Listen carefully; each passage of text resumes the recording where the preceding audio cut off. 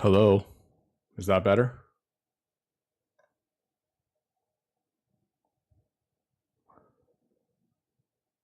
I have no idea why that happened. Awesome. So I've been talking to myself for the last 5 minutes, which is awesome. Anyways, I was just going on about how sealed is very different from draft because you're opening more cards, but what ends up happening is your card synergies go down because you're not drafting towards a common goal. So you might be opening very aggressive black cards, and you might be opening very defensive black cards as well. And they may not go quite well together. So most decks is about maximizing your card quality, not synergy as much. So we have a couple removal spells. I need to read this card. It's a 2-mana 1/3 menace. When it attacks, each opponent loses X life, you gain X life. There's a number of squirrels, bats, lizard, rats you control. The 2-mana 1/3 menace is really decent as it is, so everything else is quite gravy. So we have a couple of kind of Gravedigger effects, which is very good because most people are trying to play their biggest bombs, and then on top of their large bombs, they're playing removal to try to get rid of them. Being able to bring something right back, like Maha, is going to be very, very useful. What's this? So I'm noticing a lot of black cards come into play and drain life. Exile a card from their hand. If this was cast from graveyard, draw a card. That's an interesting card. It's mind rot with draw a card. I'm not so sure about these. I guess they're two threes. They attack as 2/3s. Okay, I'm looking at my green, and my green looks quite strong as well. I have 2 Gale Wind Moose. Let's read the rares. Create X tokens that are copies of target token you control. Then tokens you control gain indestructible until your next turn. You gain 1 life for each token you control. I guess that depends on what tokens you can make. My green is looking quite strong. Comes into play, choose one. +1/+1 counter, fighting a creature token or destroy an artifact or enchantment. Very solid card. 4 mana 4/4s that you can offspring 2.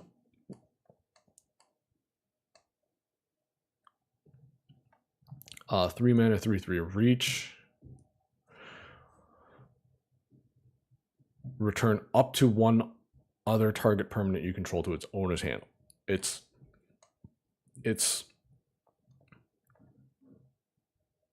up to, so you don't have to return something, but this gets lands. Any kind of cards like this, 3 mana. Reveal cards from the top of your library until you reveal a land. Put it on the battlefield tapped.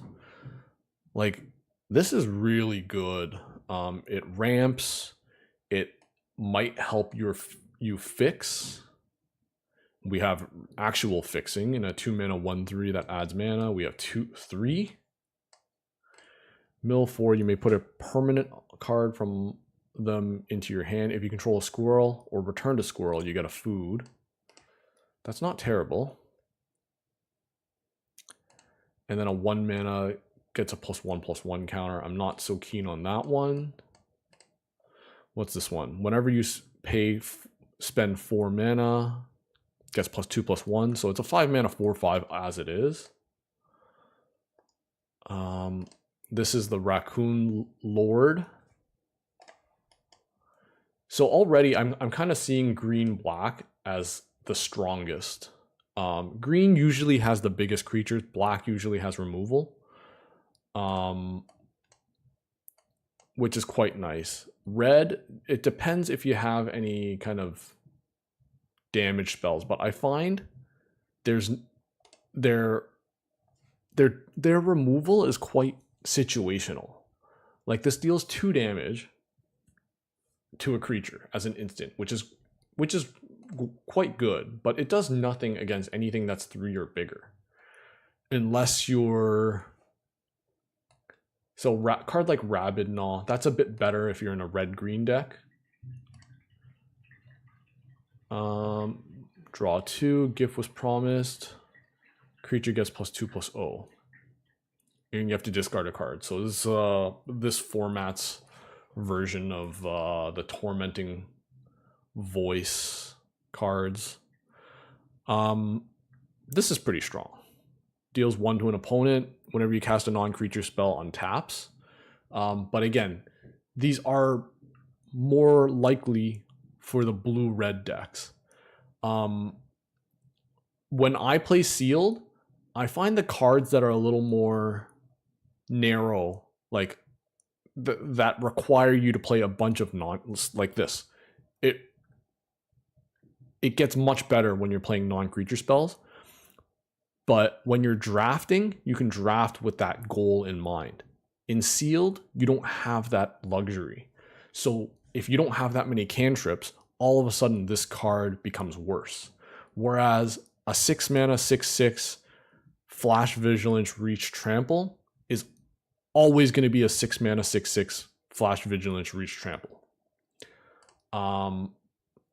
For these reasons, I kind of don't like blue and red as much when I'm playing sealed, but that doesn't mean you automatically discount it. There are some decent strong blue cards here. The Wave Rider comes into play. You may cast target instant or sorcery 4 or less without paying its mana cost. So it's a Torrential Gear Hulk.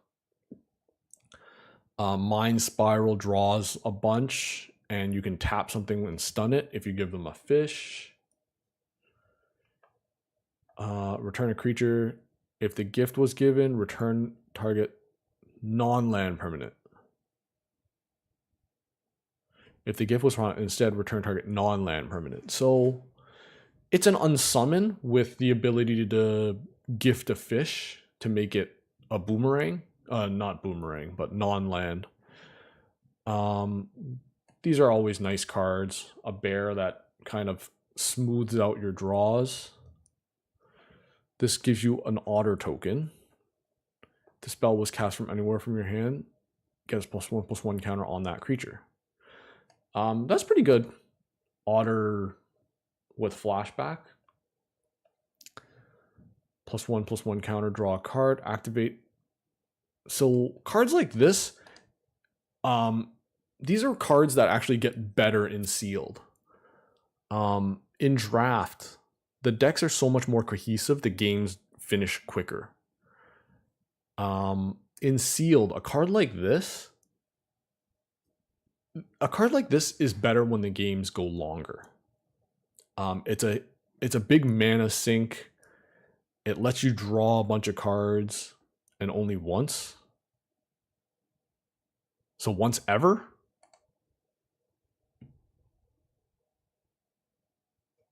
Okay, never mind. That definitely fixes the card, because it'd be a little bit too strong if you could just do it even once per turn. Pearls of Wisdom. Inspiration with the ability to get cheaper. If another creature entered the battlefield, gains flying. So outside of the Wave Rider, I'm not seeing anything too exciting in blue. White, I'm not even going to bother bringing them down just because it looks really shallow. 2, 4, 6, 8 cards. The cards are not bad though. Here's another card that gets stronger as the game goes on. You can and you will get to 8 mana, and then you pretty much are threatening a double Glorious Anthem every turn. Wow, they're really making these removal spells much better. Attacking, blocking, or tapped creature. You gain 3 life if you control a bat. Nettle Guard. If it becomes target of spell or ability for the first time each turn, gets 2 more toughness, and you can sack this to kill an artifact or enchantment. Very, very decent card. 2 mana, 1/2s. Whenever another creature you control enters the battlefield, gain 1. So it's a Soul Warden. Carrot Cake, I love it. When it comes into play and sacrifice, you get a 1/1 rabbit token and scry. You sacrifice to gain 3 life. That's very, very good card. For 4 mana, you're getting 2 rabbits, 3 life, scry 1 twice. Brave Kin Duo. Don't sleep on this card. I've noticed cards with these effects that give +1/+1 until end of turn as a sorcery. They are extremely good. Even paying 1. It gives you a creature to play early, and you can sneak in for a damage or 2 sometimes. But more importantly, on some key turns, you can make your creature bigger. Or if you control a flyer, you can just end up just flying over. So I'm just gonna stick with the black-red deck here. When this comes into play, search your library for a basic land, reveal it, and put it on top. So that's interesting if we end up splashing a second color or a third color. This is a 2 mana artifact, comes into play, make a food. And then this sacrifices for 5, destroy a non-land permanent. That's all right. I don't hate it. This is another good card to splash. So I'm just thinking, do I want to splash this frog? When this comes into play or another creature enters, return up to 1 target creature you control with lesser mana to its owner's. Frogs you control. Doesn't seem that good.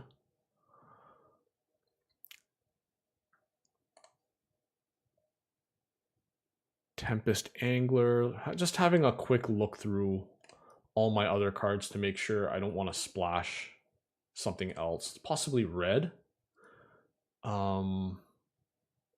We do have enough cards in green that if we wanted to, well, even with the artifacts, this gets a land, but if we're only in 2 colors, I don't know if I'll want that.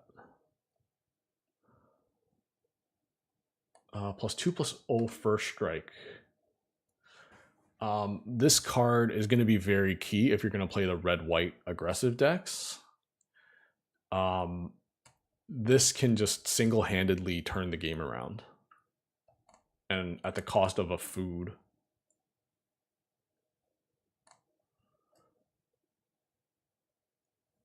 I think I'm okay just playing... Spend 4, gain 3 life. Whenever you spend 8, exile the top 2 cards of your library until end of turn.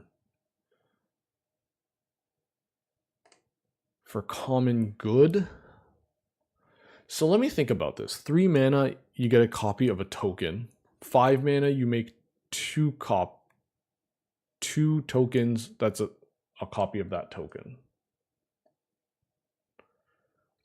Like, this is 22 as it is.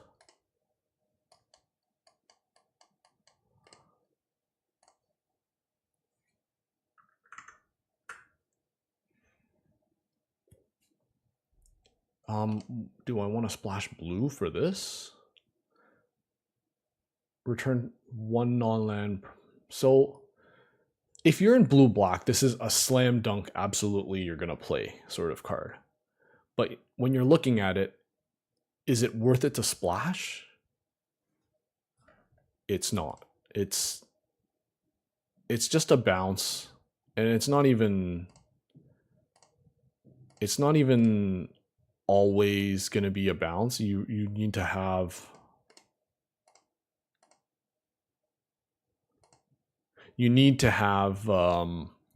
threshold, your blue mana. So you look at a card that you want to splash, it needs to do a lot. I'd rather play something like this. It mills 4 cards. You may put a permanent from cards among the cards into your hand. So you look at our deck list here. We are running a few kind of below average creatures. Oh, we actually have 3 of these as well. Splashing will be very easy if we decide to, as long as we're playing green. But you look at this cash grab, it's almost always going to hit. You're going to be running 17 lands. We have roughly 18 creatures. Artifacts also count. Pretty much only thing it doesn't get is instants and sorceries.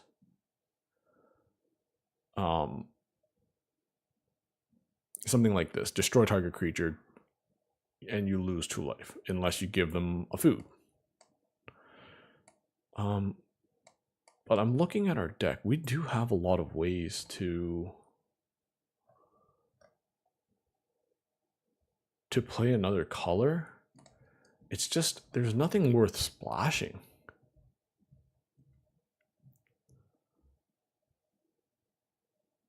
Even this raccoon. Let's see, artist talent. Whenever you cast a non-creature spell, you may discard a card, draw a card. Non-creature spells cost 1 less. If a source, okay, so this is clearly for constructed.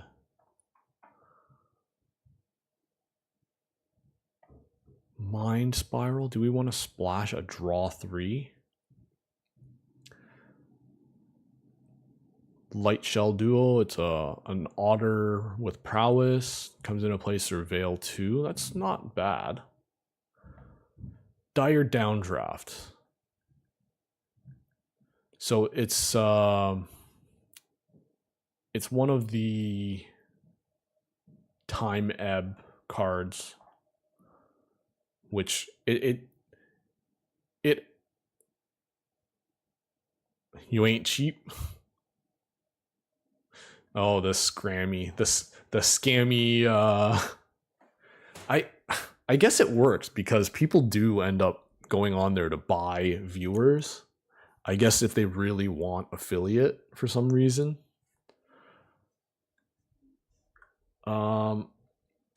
So just having a look through the blue cards. Frogs have Ward 1. Yeah, I'm looking through the cards and I really don't see a reason to splash. I could be wrong. What is this one? I haven't looked at this. 5 mana, 3/5 flying vigilance. End of step. If you gained or lost life, target opponent loses 3 life unless they sacrifice a non-land permanent or discard a card. This is actually pretty good.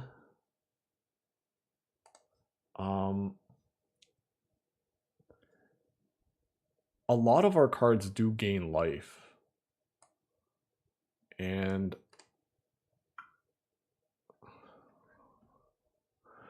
sacrifice this, look at the top 6 cards of your library. You may reveal a bat, bird, mouse, rabbit. Put it in your hand, the rest on the bottom.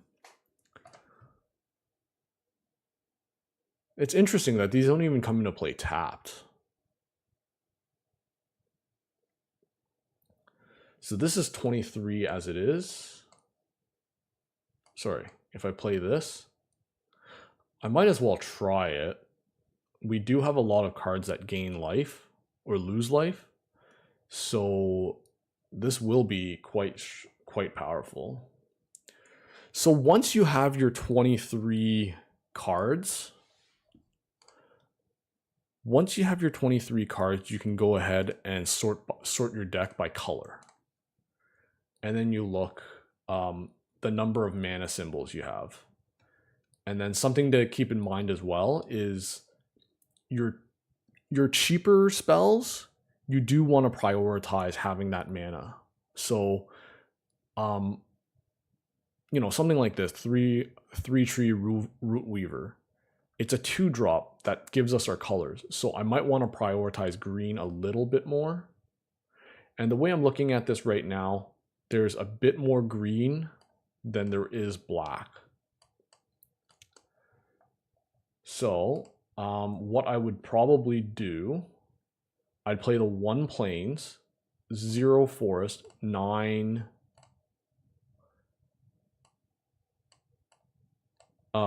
forests. So over half of our lands will be a forest between the 9 forest and the fabled passage, just because 3 tree root weaver will give us our black, will give us our white. Fabled passage is quite nice that we can fetch for whatever we have. If we have 2 blue, 2 green, 2 black, fabled passage, I'm going to fetch the white source. So with that, let's give this a go.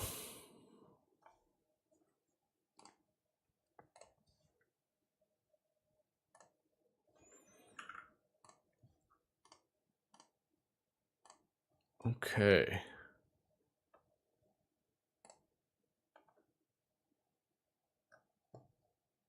Happy Friday to those that are looking forward to the weekend.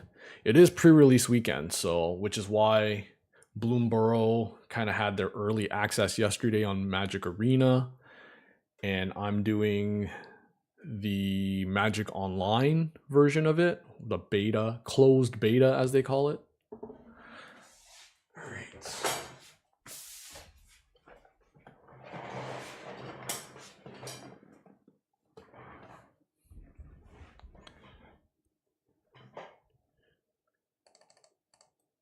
Yeah, I find there's a lot of these Twitch scammers now. I don't know what spurned it. When I first started, it wasn't as prevalent. I don't know if the pandemic kind of got more people wanting to stream. Hey, Nebrios, welcome. We have a pretty solid deck right now.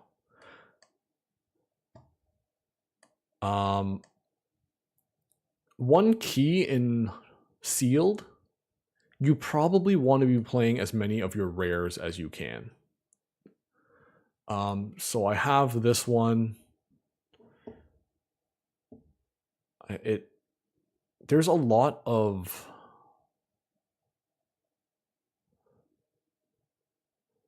creature synergies that I haven't really taken into account. Like, I don't have very many squirrels.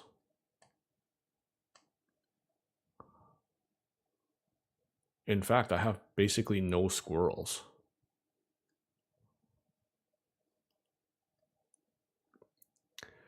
And we don't really have too many food synergies. This may end up being a 3/3 for 3. Oh, here's a squirrel. That's another squirrel. We have some. We have a food. Oh no, this gifts food. Well, this is a shame. Is there anyone on?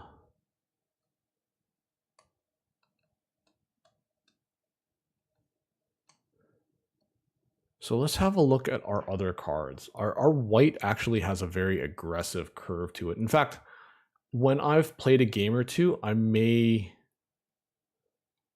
build a like a red-white aggressive deck. And here's that's one of the things with sealed. There's often like the correct build, like the build with the strongest cards in color in your color Well, this is the closed beta version of Magic Online, so I wouldn't be surprised if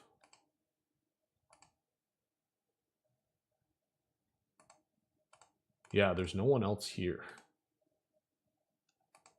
Like these are the modern horizons.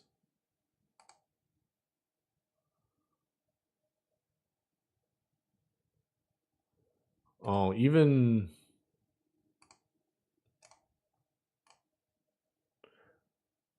oh, you know what? So Magic again, this is the closed beta. So I don't know about you, but I know I just did a sealed pool, but if I get a chance to draft with LSV, I'm gonna take it.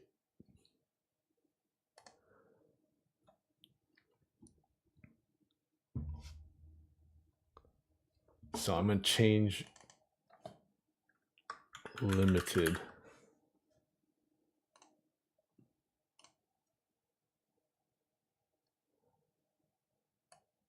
World Beer Cup.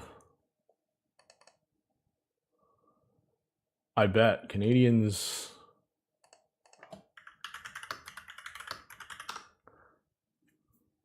Most prestigious beer.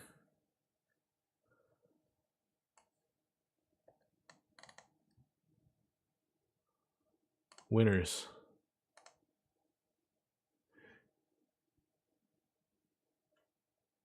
All right. Here, pre-prohibition Pilsner, Dino Sour Stone Fruit. Yeah, exactly. There's again, it's the Magic Online creators are all invited for it. In fact, let me go on. I don't know if I can go on Discord and message these people. I'm assuming CFAV is streaming as well, so I may just go on Twitch and say hello to him.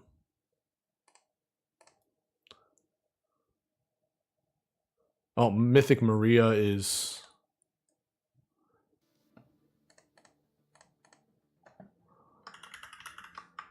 I'll say hello to all of them and.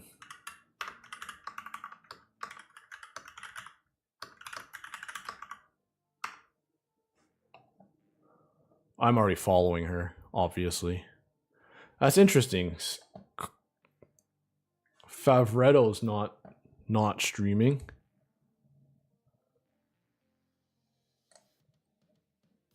If his thing is really a lot of his viewers are all Magic Arena, so I kind of get it. Yeah, he's offline. Is LSV?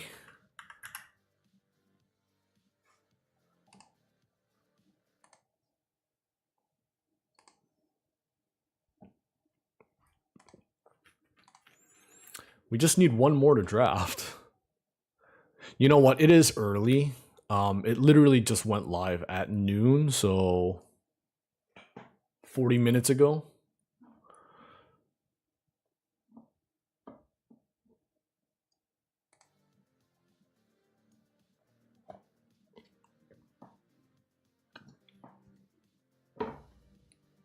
So I'm going to continue looking at the World Cup of Beer. Sherbrooke. So this is a French beer. Another French beer from Quebec. Edmonton. Homage to the old ones. Toronto. Downtown Brown from Amsterdam Brewing. I've had Amsterdam Brewing.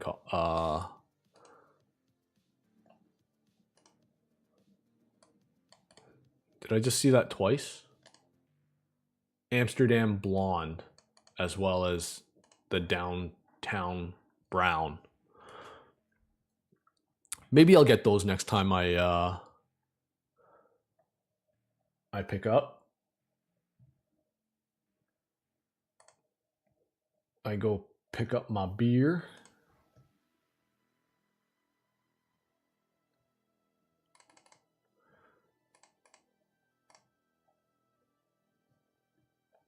So apologies that we're not quite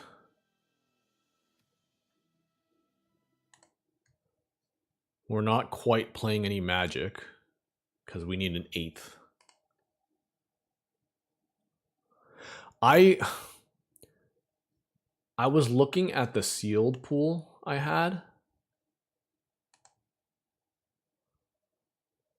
and it's not that blue is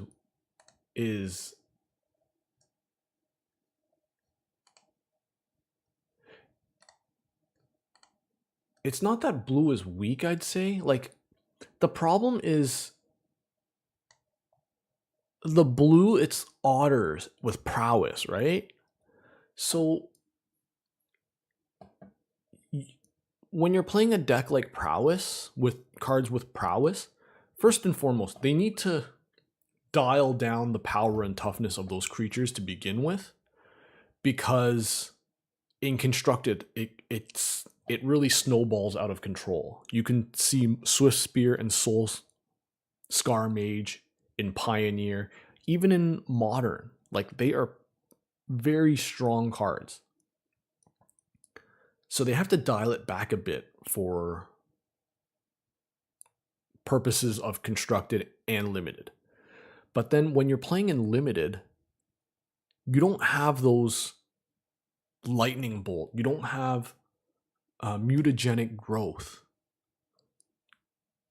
And it's really hard to balance as the card designers to make a card that is decent for sealed and draft, but not overpowered or too underpowered to play in constructed.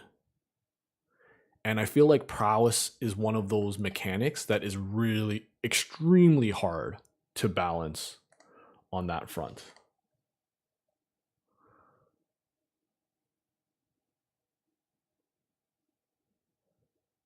Oh boy, let's not do that. If they ever did that, it would just be... I think Hearthstone did that, if I'm not mistaken. But even I can't even see... Yes, they can do that on Arena, but they wouldn't unless it's for a set like an alchemy set. Oh, hey, business person, how you doing, man? I guess I'll see you tonight at 7. Hopefully, if you're there. But yeah, I was looking through the blue cards and I was a little underwhelmed. Like, Mind Spiral would be a nice splash. 5 mana, draw 3, and you can give them a fish to tap their one of their cards down. It's probably a good support color to like draw cards. Maybe frogs are okay. Yeah. Cards like this. It's a 3 mana 2/2 flyer, and for another 3 mana you make another 1/1 flyer and give 2 of your creatures flying.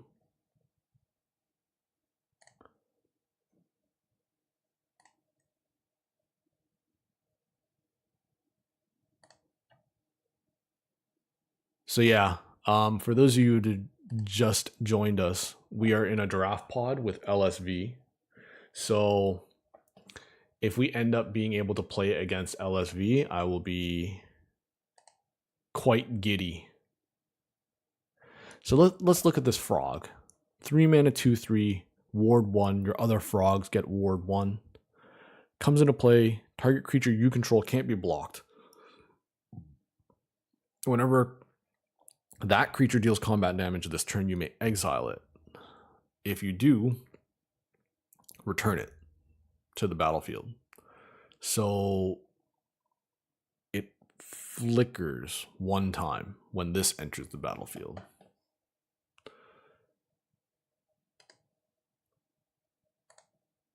Offspring. You may pay an additional 3 as you cast this spell. So you cannot offspring when they come back into play. It's good to know. I like Otterball antics. Um, 2 mana for a 1/1 prowess. And then if you cast it from anywhere other than your hand, put a +1/+1 counter on that creature, and it has flashback. So if you cast this off, you know, the top of your library or from exile,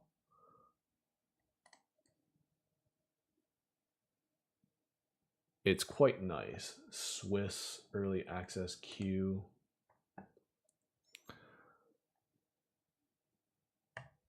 So I do have to leave at 3:15.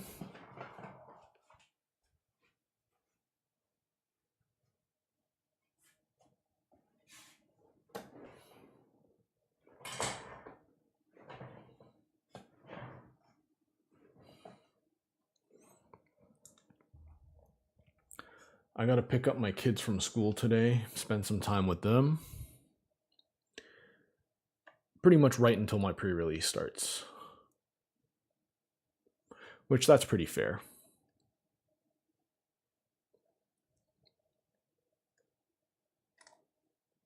As well, for the first time, I'm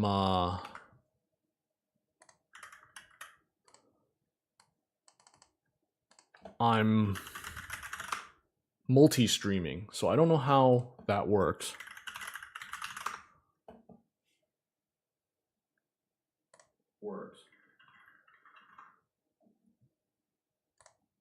Oh, I'm live on YouTube.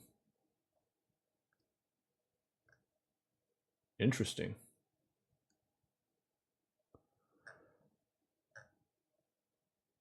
I guess this is a good time to tell you guys, I have a YouTube channel now. And I posted my mono green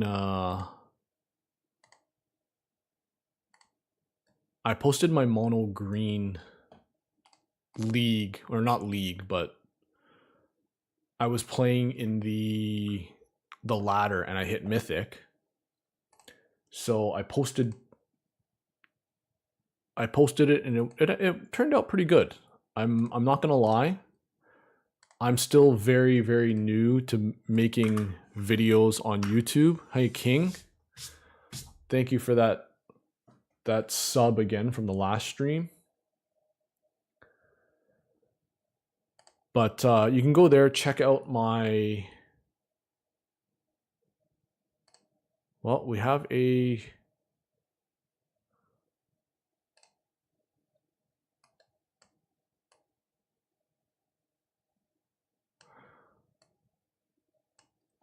All right, what do we got? Non-creatures as though they had flash. Whenever you cast a non-creature spell, birds, frogs, otters, rats get +1/+1 untap. It's pretty good blue-red otter. Blooming Blast, the shock. Mouse Soldier, your turn, target creature gets +X+O. X is this card's power.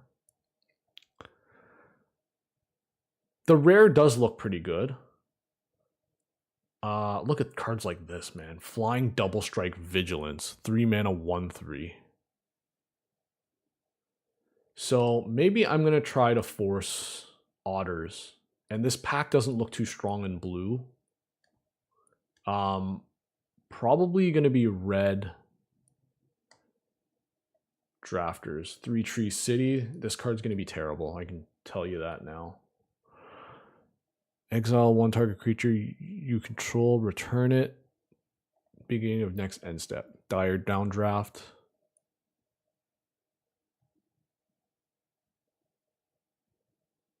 War Squeak. Interesting. I think...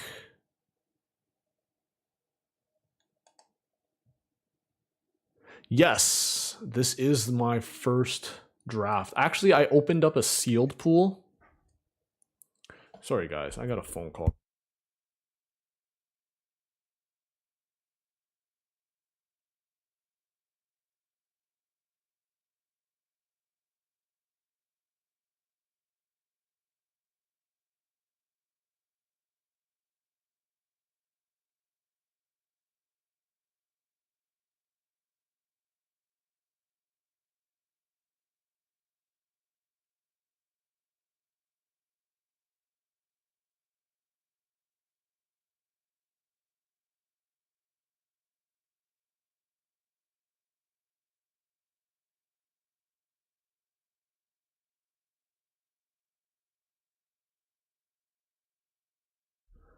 Sorry about that, guys. Ooh, we got rares. Let me turn the screen a bit. Moving my camera. Okay, let's try not to move too much. Reveal top X. Each creature type you may exile a card of that type from among them. Put the rest in your graveyard. You may cast a spell from them without paying its mana cost if you exiled 4 more cards. Then put the rest of the exiled cards into your hand. I think I'm just going to take this, what do you call it? Or no, there's another conduct electricity too. So yeah, this is the I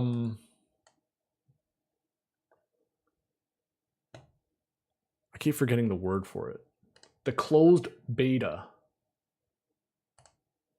for Arena or Magic Online for Bloomburrow.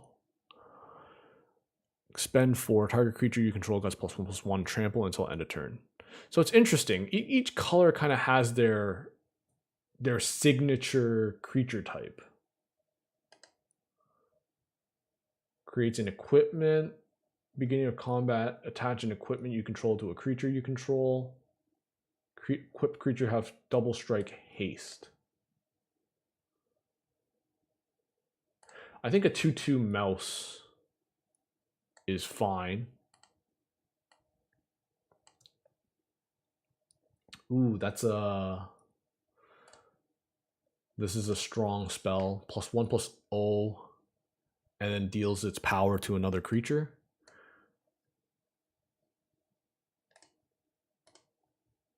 Sort by mana value.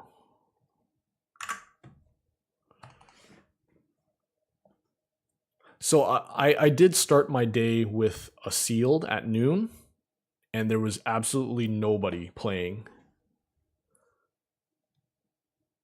All right. Maybe conduct electricity is not as good as I thought it'd be.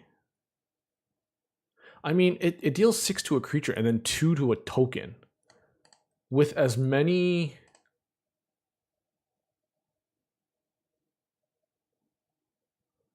Wax Wane Witness. Gain or lose life. It gets +1/+0. So this is one of those black-white cards. Surveil 2, draw 2, lose 2. I'm actually going to start taking some green cards in case blue is not open. One thing to note. Oh, LSV is passing to me. Beginning of combat, you may forage. Whenever you forage, you may put a +1/+1 counter on this.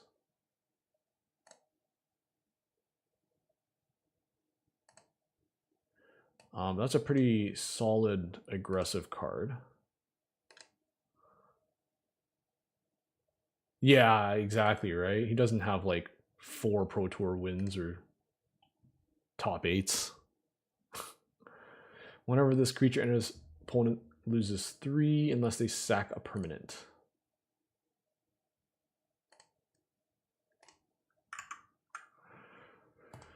So, still a little bit unfocused.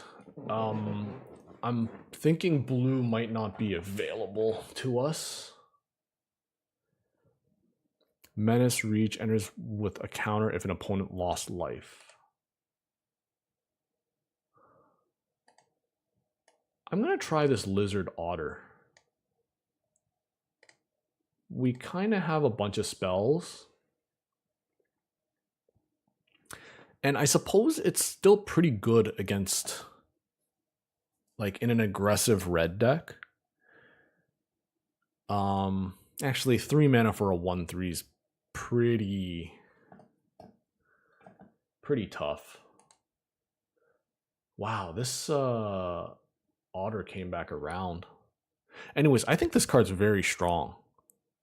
For 2 mana, you give creatures haste.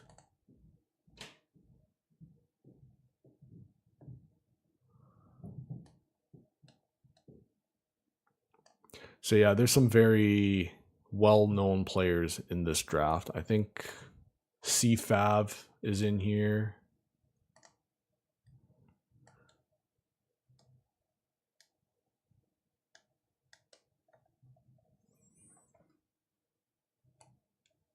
Frog Strike. +1/+3 gains reach on tap. Nice trick against a deck with flying. Mainly because you can continue attacking.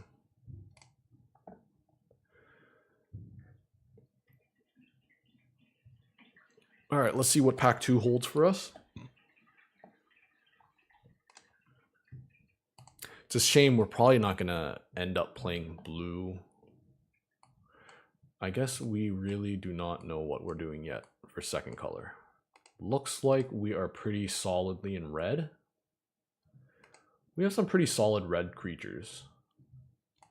Look at this.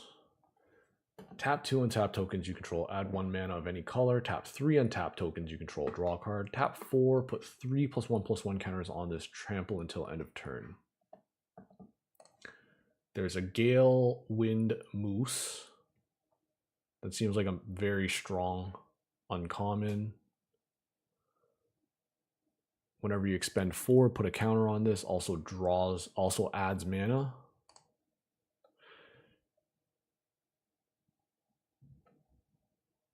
Exile 3 cards from your graveyard or sacrifice a food to forage.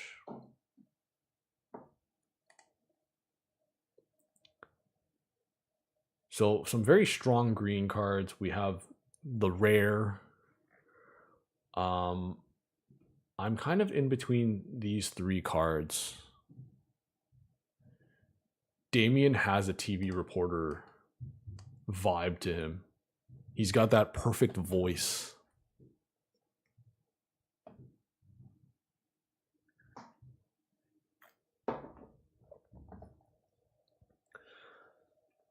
So we took the moose.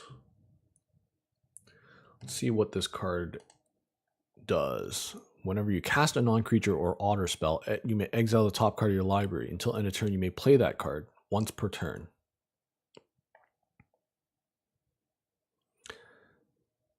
I suppose this would be not pretty good in the blue-red.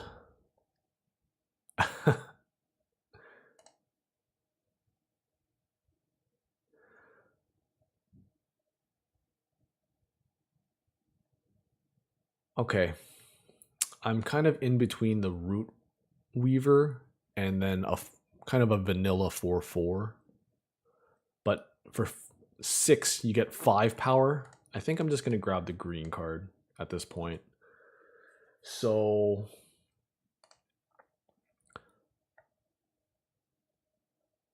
ooh, I've seen this.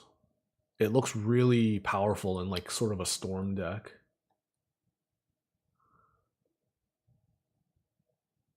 Peerless Recycling, Raccoon Rallier, and Baker's Bane Duo. Radio host. So again, I really like the Raccoon Rallier. It makes it so... Yeah, it's... Think about Landwar Elf. It lets you cast your things a turn early, and then it gets to attack the next turn. This essentially does the same thing.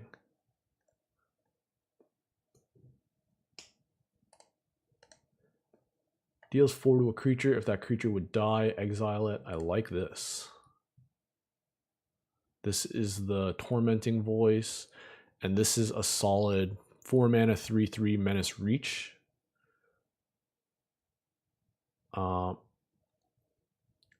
I think I'm going to take the Abrade of the set. Yeah. So we'll kind of have a look at how red-green fares.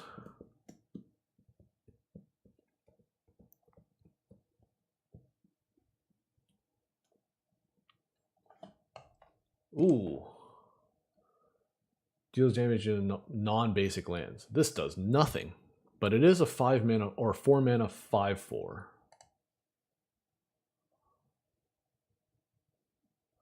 Veteran Guard Mouse. Comes to target spell or ability first time each turn, gets +1/+0 first strike. Already? There's already red. Oh, okay.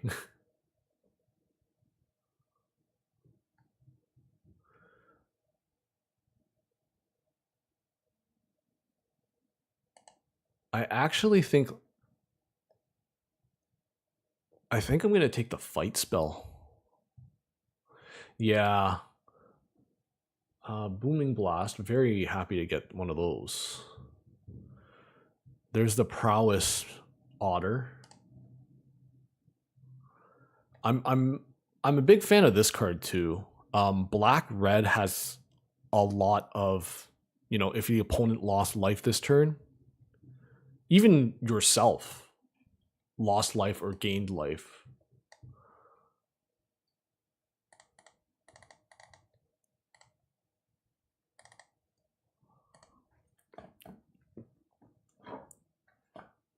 Heartfire Hero. +1/+1 counter. Whenever it dies, deals damage to equal to its power. But there's another Brawl. So for the price of giving them a food, you get a +1/+1 counter.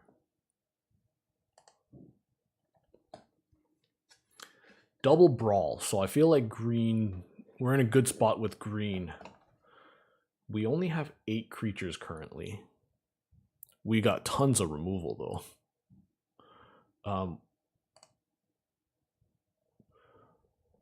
Put on a creature, put a supply counter, remove a supply counter, draw a card. There's another 2 mana 2/2. I'm actually curious about this card. Stocking the Pantry. Whenever you put a counter, one or more counters, you get a stock. You know what? I'm a scaredy cat, and I just want to get. There's a lot of 1/1 counter synergies. Now that I'm looking at this, now that I'm actually drafting through the set. Okay, I just need some bigger creatures, and that's our first 4-drop. But I'm very interested in that card. You get a supply counter for every time there's a +1/+1 counter put on it. And then for 2 mana, remove a counter. You draw a card. So the vanilla 4/4 came back around.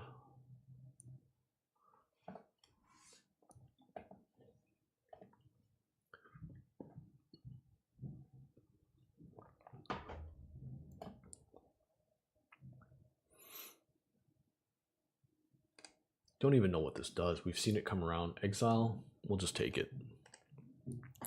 Exile another target creature you control, then return it to the battlefield with a 1/1 counter. Interesting. It's a 4 mana 4/4 reach.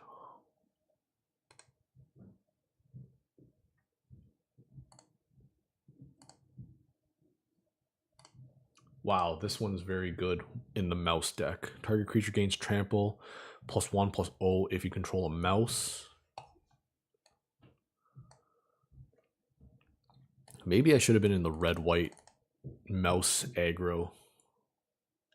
So we opened this one and are sealed. It's not very good. Yeah, exactly. Triggering Valiant. That's really the best part of that spell. Whenever this or another creature you control leaves the battlefield without dying, put a +1/+1 counter on target creature you control. Man, this is a 2 mana 2/3 with slight advantage. I get it. The blue-green is like the flicker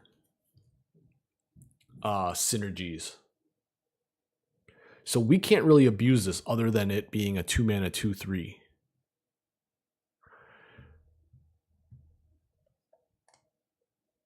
I'm gonna take it. We're looking more and more like a aggressive red-green deck.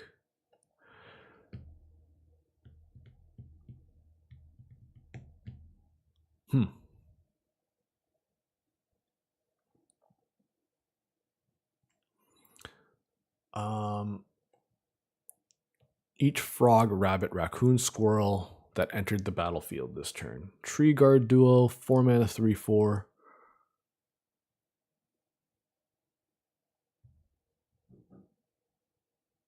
Creature until end of turn. Yeah, I still gotta figure out all these cards. Put a 1/1 counter on each frog that entered the battlefield. Intrepid rabbit. Oh yeah, +2/+2 to something when it comes in. I actually think I'm gonna take a Might of the Meek.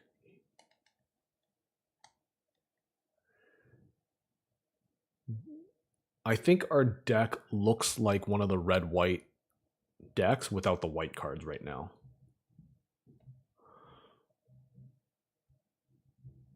Interesting.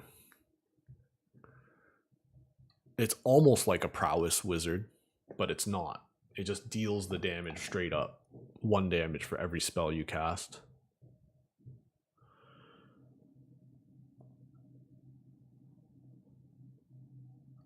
Poly Wallop. As much as I kind of like it's a nice removal spell,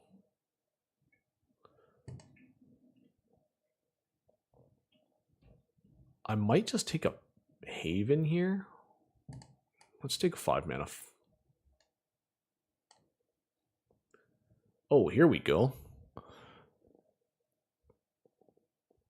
Nice. I think that one's quite good. What's this one? Enters the battlefield, put a +1/+1 for each squirrel or food you control. Whenever another squirrel. Wow. Very good in the black-green deck. Another frog. Okay, I'm starting to see the frog synergies now.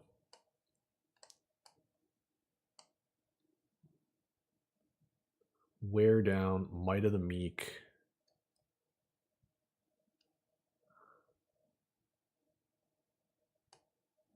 Wow, there's Banishing Light. We really should have been in red-white.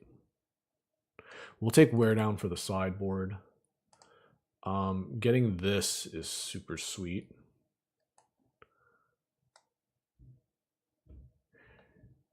Hired Claw. Whenever you attack with 1 or more lizards. Damien, take care. Thanks for stopping by.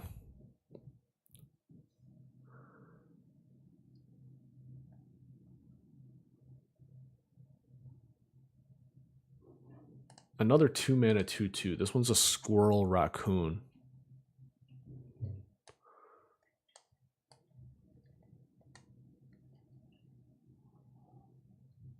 Cachet grab. It's good with the squirrels, which is black-green. Okay, this draft, it kind of gave me an idea of the creature types that, you know, have their dual color themes. When I first started playing Magic, there was barely any dual colored things. And then Ravnica came out and it kind of like, it was mind blowing. But at Ravnica, it was like the first set had 4 guilds. And then the next 2 sets had 3 guilds. So you weren't really, you didn't have that many things to focus on. And now somehow they've jammed 10 2-color combinations into a single set. I'm going to take these lands and see how they work.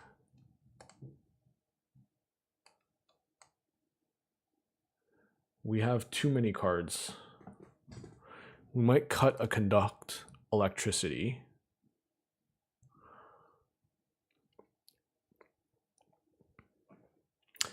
Valiant. You might as well just call it Heroic. once per turn heroic. Forage is either exile 3 cards or sacrifice a food, which is interesting because they're both sort of black-green themed. The graveyard stuff or the food. Black-red is the kind of life loss. The life loss theme or life gain theme is the white side.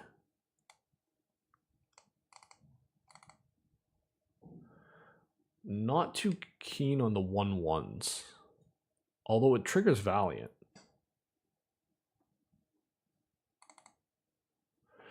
Interesting. It's a frog, which tells me it belongs in the blue-green decks that can flicker it. You flicker it and you're gaining extra 1/1 counters. I find the set designs are very, very solid now. You know, even with the issues of like power, like we were talking earlier that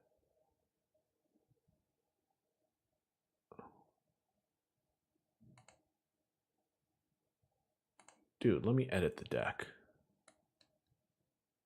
Oh, this is the wrong deck. Okay, here's my deck edit. All right, let's sort by mana value. Remove the lands, and we're at 28 cards, so we probably need to cut it down to 23.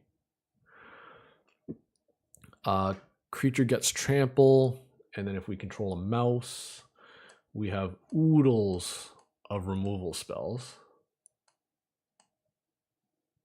Probably cut this. Treetop Sentries is kind of on thin ice too. Just a 4 mana 2/4. I suppose being 4 mana is good for expend.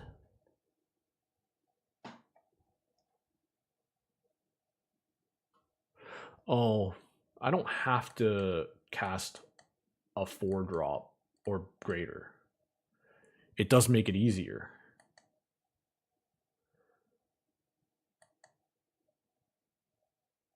Maybe cut one of these. Rabid Nuz, another removal spell. And then maybe even this 3/3 for 3 kind of doesn't fit. We'll add these. Get a couple more red and green.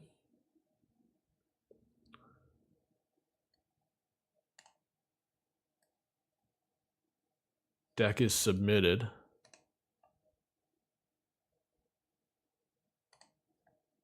How do I start my match?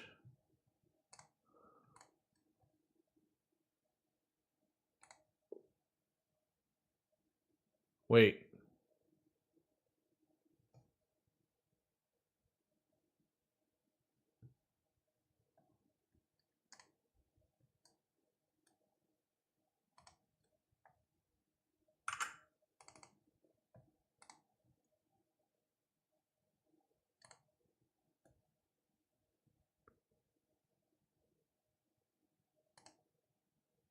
How do I play my match? Is there a play? Oh, there's a timer. Okay. I guess we shall wait.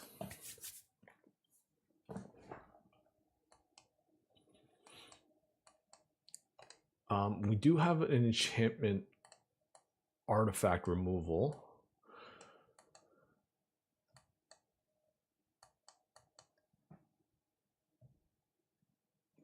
Do I want to cut one more land? I was thinking about it, and then in my head, get this plains out of here first and foremost.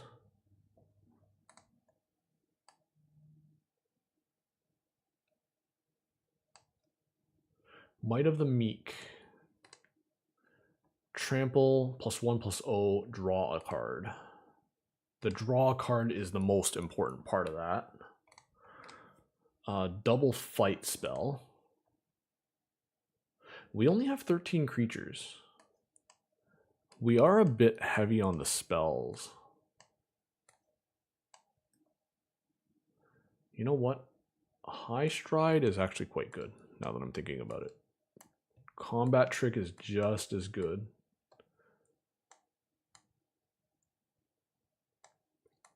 Did they reprint Mentor of the Meek? I don't believe so.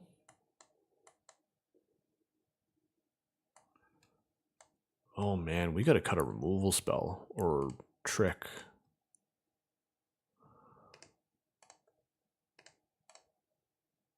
Maybe another Conduct Electricity.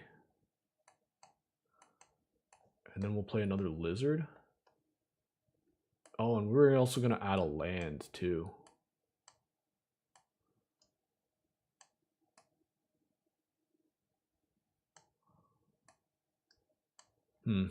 I'm like one creature short, I feel. Like I'd like a 15th creature.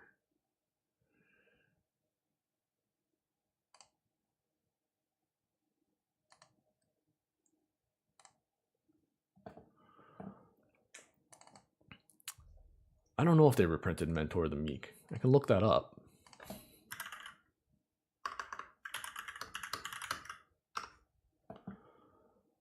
Mentor of the Meek.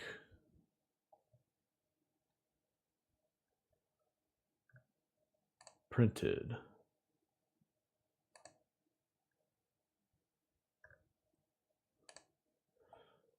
Let's see. Innistrad Commander, Lord of the Rings, March of the Machine Commander. There's a bunch of commander sets it's in.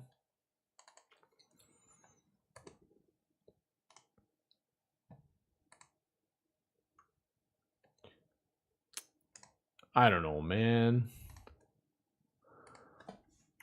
Mythic Spoiler.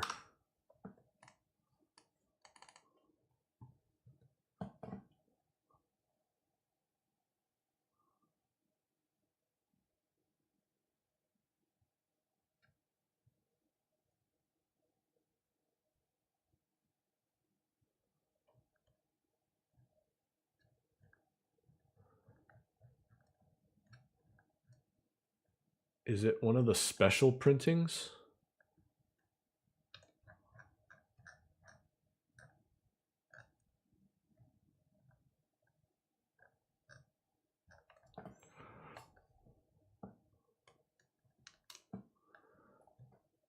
All right. Mentor of the Meek is a white card, correct?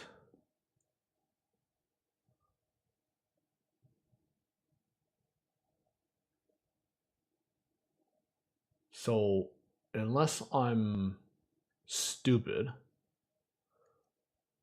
I don't think it's in this set. That is very plausible, though, that I am stupid. I don't follow Magic quite as much as I should.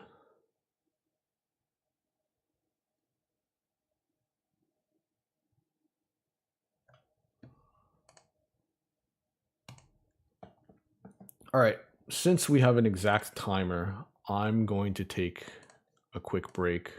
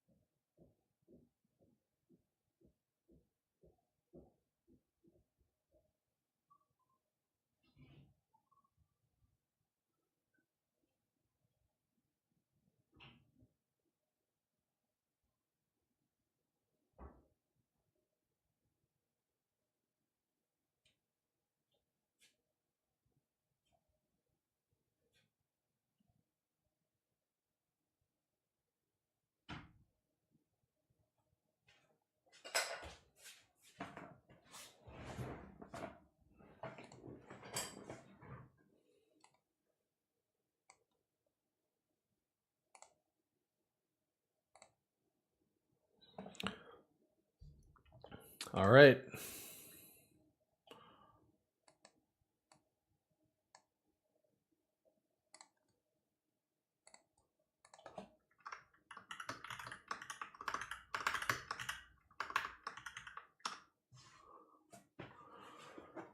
Let's see how this goes.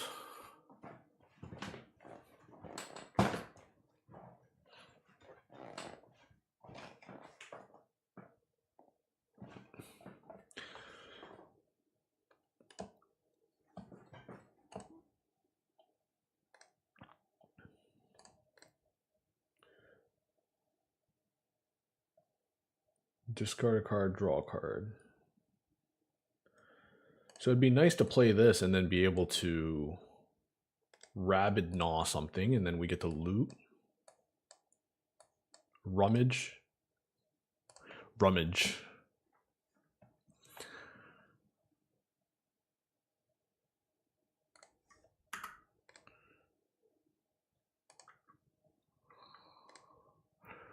Frog, rabbit, raccoon, or squirrel.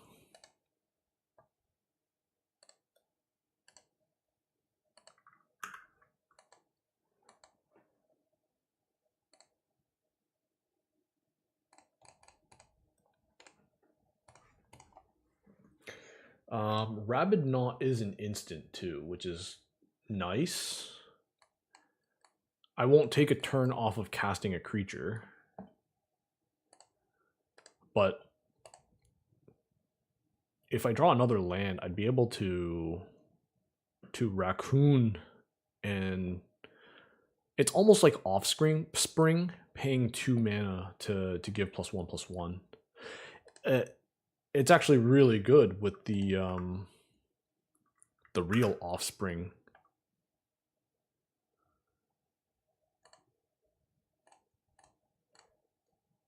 Target creature you control, target creature you don't control.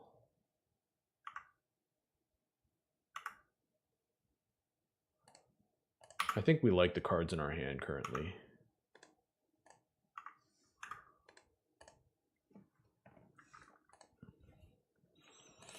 So MTG Scribe. I'm not gonna lie, I don't know who that is.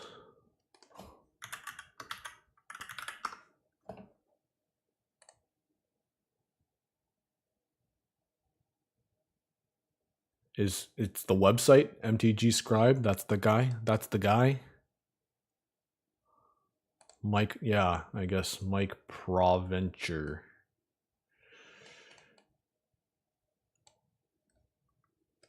All right, what's this? Flying Death Touch. Whenever you gain or lose life, bat you control got +1/+1. Death Touch once each turn. Well, fighting is no fun.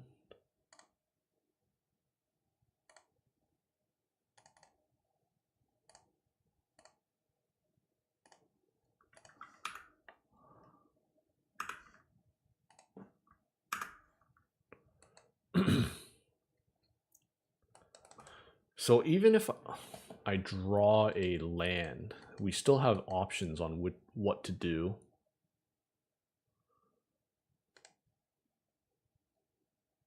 Casting this first will be cool, because then next turn we can expend 4.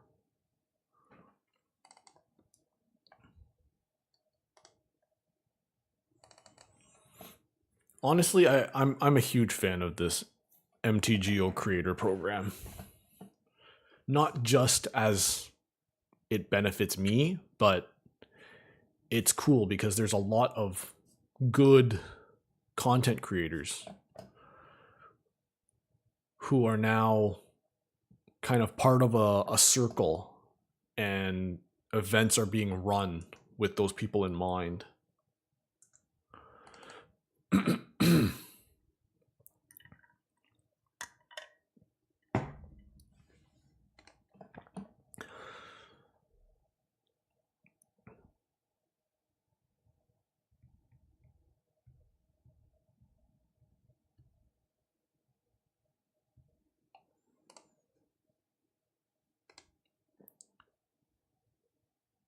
Sacrifice this, return a bat.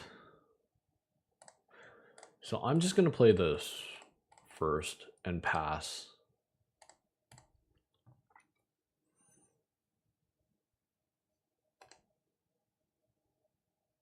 Leveling up is a sorcery, I believe, so...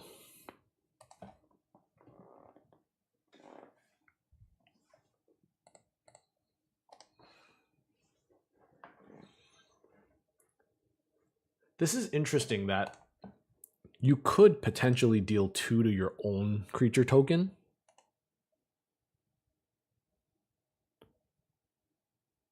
Oh, I'm not in a creator event right now. Yeah, that was the actual, like, the 1K, 5K, 2K, 5K. It's the 5K event once per month. So the first one was Pauper I was part of. The second one was Modern. I was not in. And I think there's one next weekend. No, 2 weekends from now. It'd be August. I am away for that one as well. So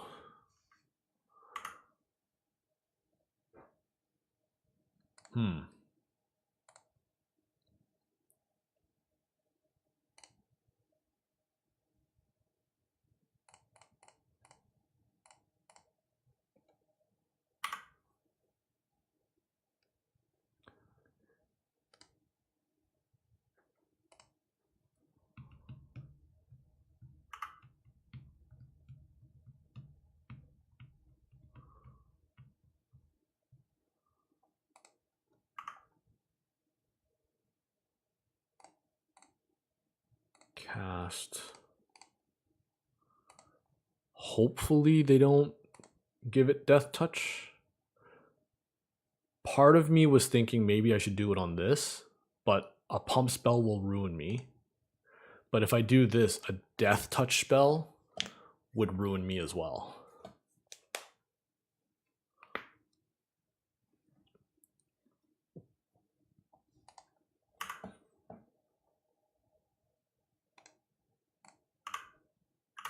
Charge. Deal 4. Nice.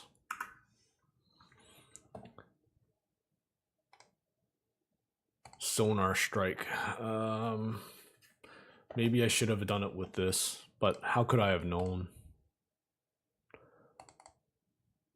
Sonar Strike. Something to keep in mind when you're playing Bloomburrow.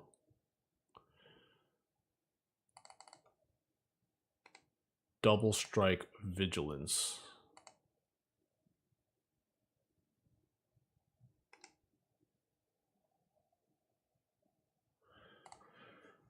Okay.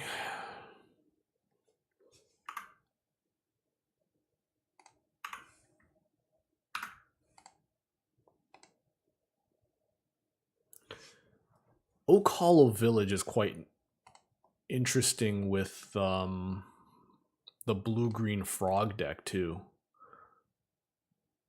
Is he going to return a creature with his land?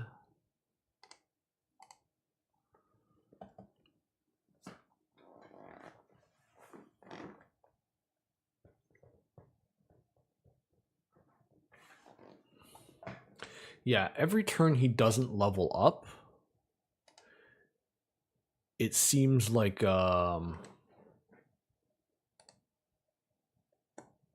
he has something. But maybe he thought it was you can level up at any time.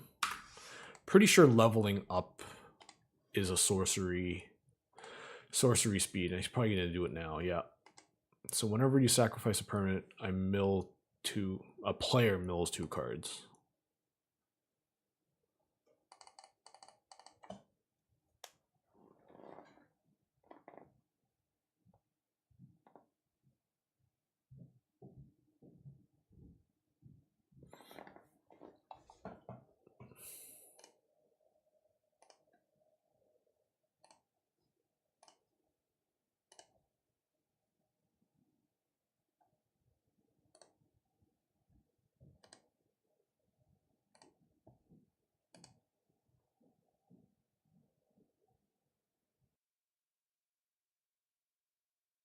Okay.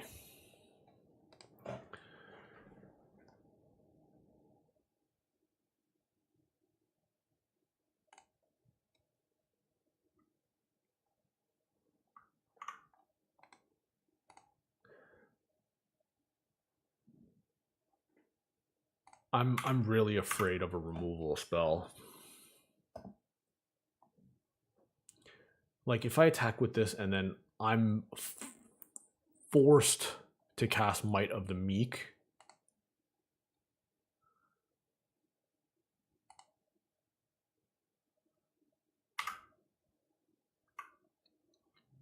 So yeah, we lose our raccoon dude.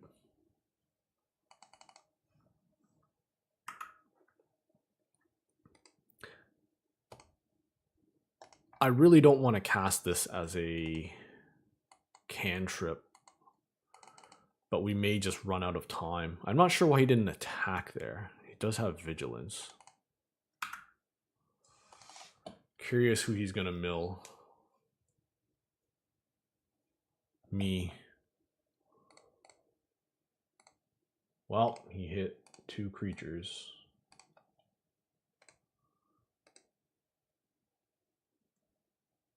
Yeah, this Rushed Shield Rampager would have been really nice.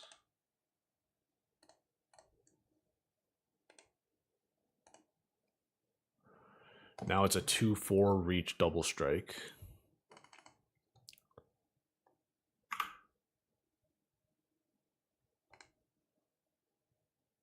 Funny. It's like the same abilities. It's literally just +1/+1.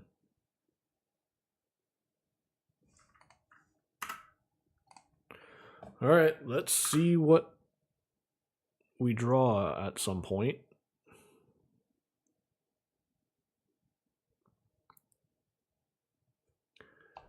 Pretty flooded for a deck with 16 lands.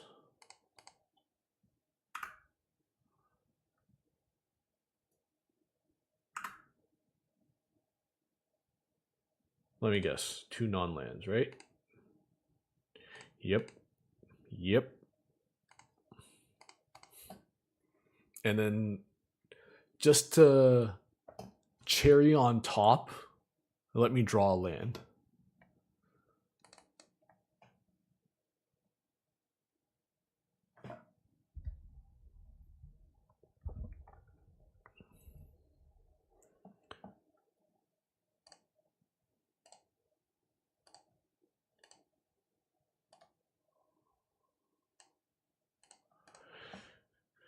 Come on, scribe.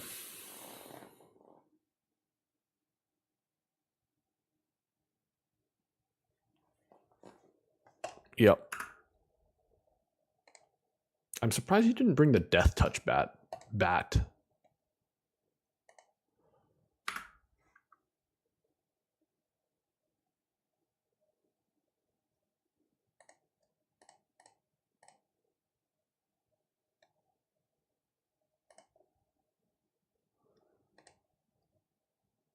Oh, what a miss.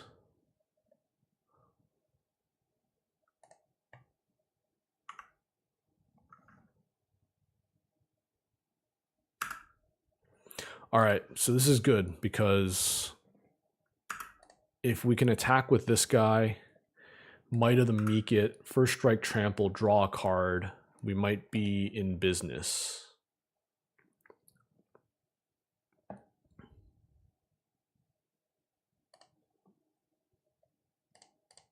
Did he mill himself that time? Interesting, he's kind of alternating.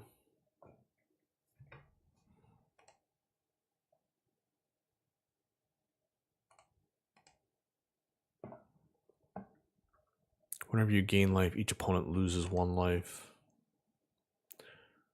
So this is for 7.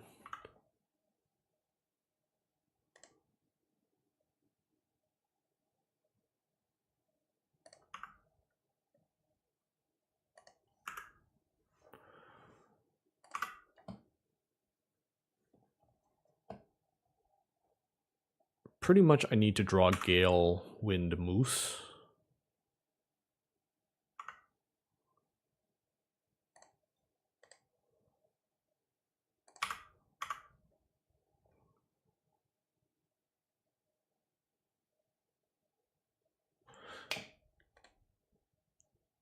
This creature can't block.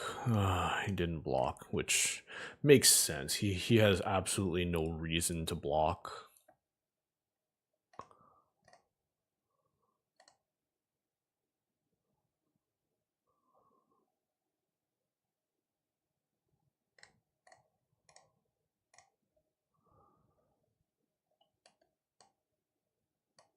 All right, let's bring in a reach creature. Or two.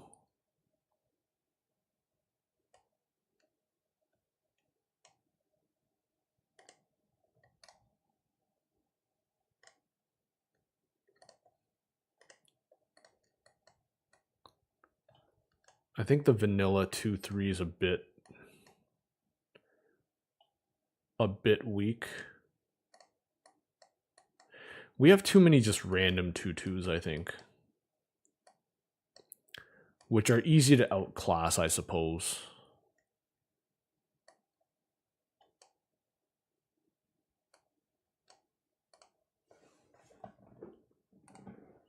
We did get a little bit flooded.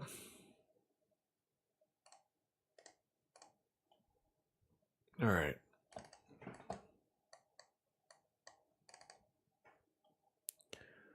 See what we can do here.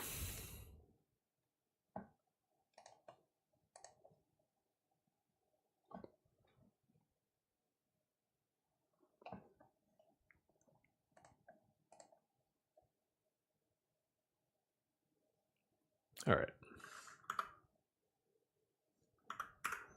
Wrong button. 6. Okay.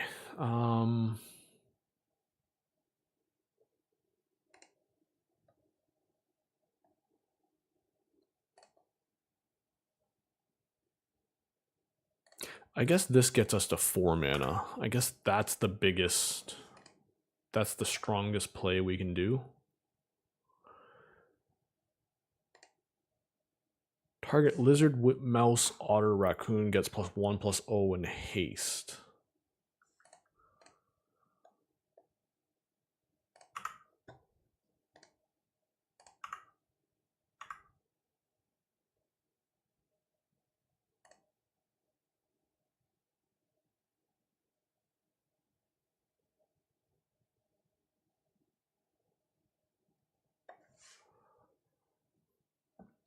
So we can play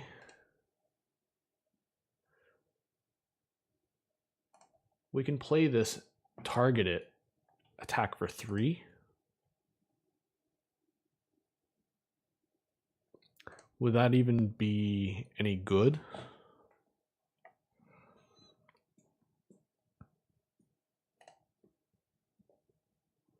Or would I just be better served putting in a bunch of creatures into play?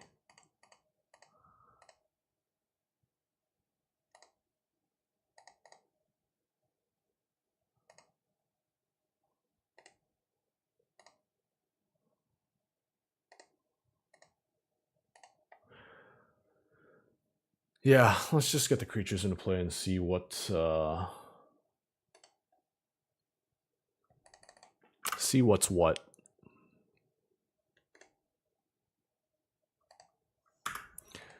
So black white's kind of the life gain, life loss deck. The heck is that? That's the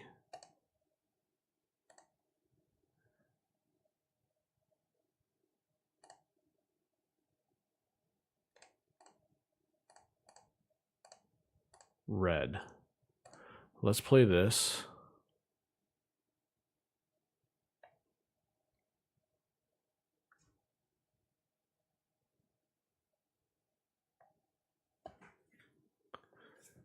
We are going to give it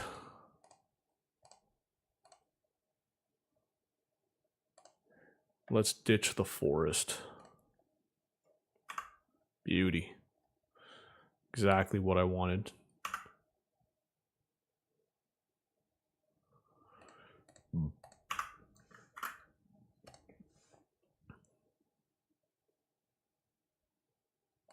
All right, cracked in for 5.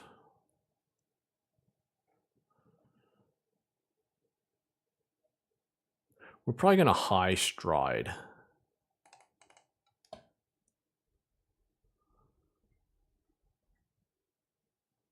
Actually, we're going to high stride this card.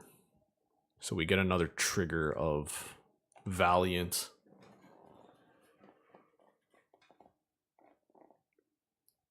And then I think we're blocking the... This is probably really good in the black-white decks.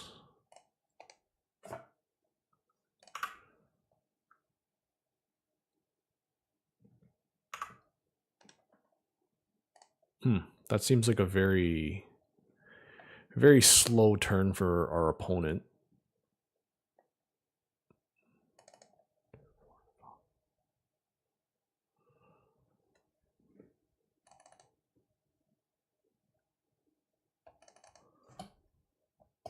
I have a cut here or something.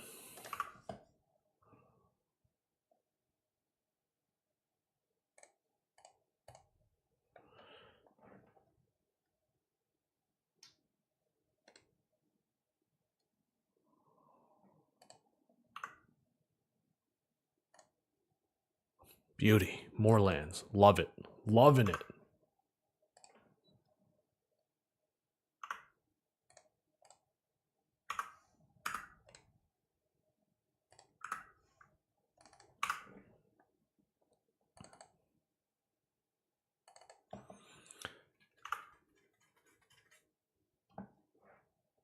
Okay, so that's a sorcery.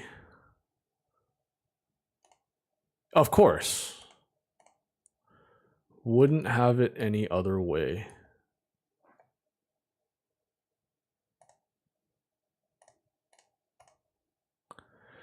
Now my question here is, do I just want to fight this? I don't think I care. It can't block. Aggro! I do find it funny that right after Lorcana comes out, Magic comes with a mouse set. Like, I guess it's like they're all very cute creature things.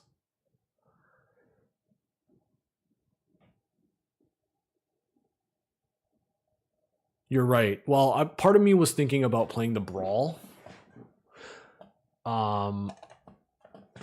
It's okay. I'm going to draw more lands. You know it. I know it. Eventually, I'm going to draw the Gale Rider Moose.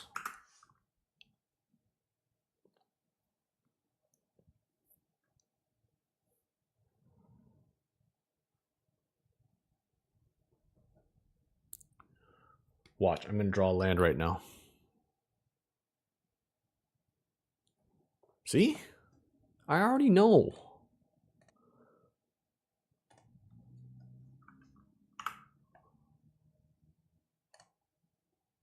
See? 1, 3, 4, 7, 9. This is lethal, right?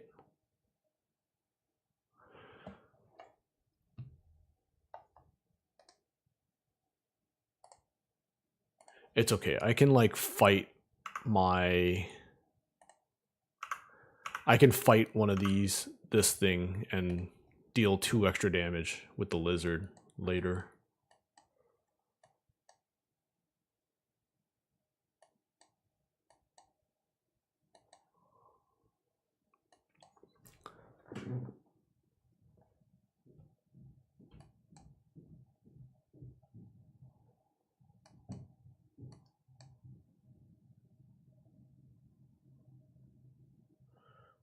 So I'm on the draw. I think I'm going to cut a land.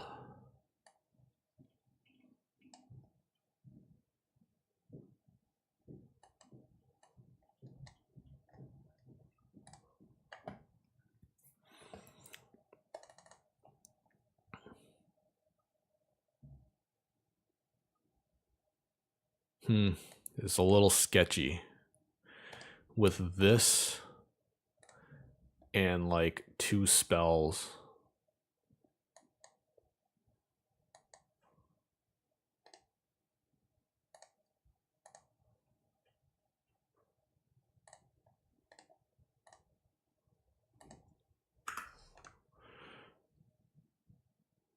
Interesting card. 1 mana, 1/1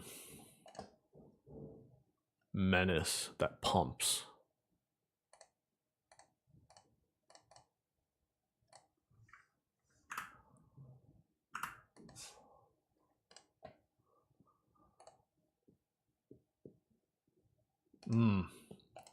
Fell.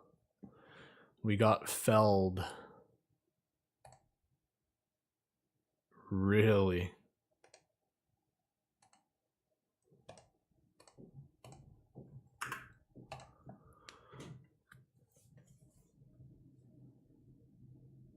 Alright, come on, mountain one time.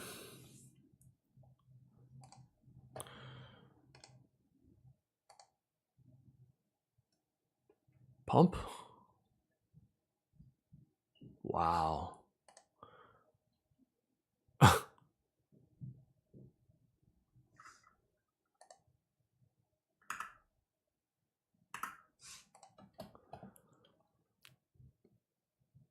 Yep. Punished for taking out a land. We draw our most expensive card. I don't even know if this was a mountain, if it, like we'd still be losing right now. Is he just gonna pump twice?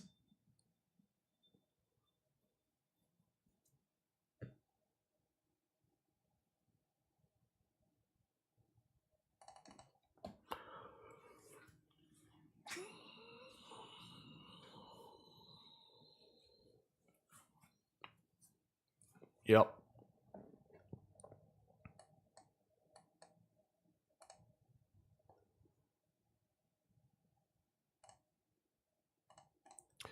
Absolutely brutal.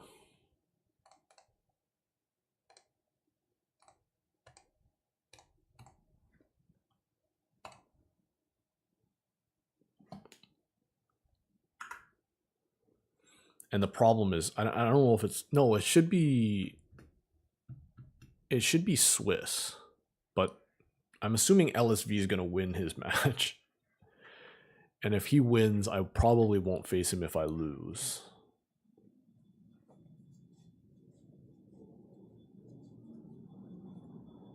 I do find these lands good, despite the fact that it might be costing me right now.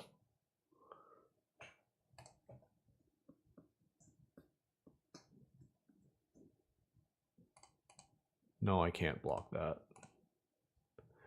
It's got that keyword menace.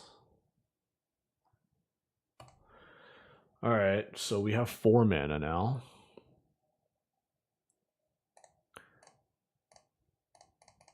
I guess we play the reach creature and pass.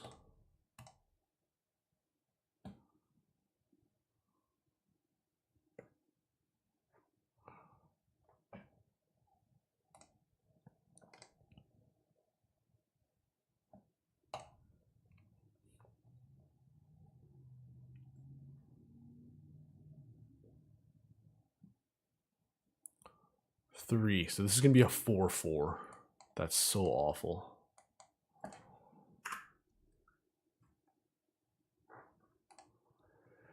I'm almost positive he has the deal 4 damage. Like I said, I'm positive he had it.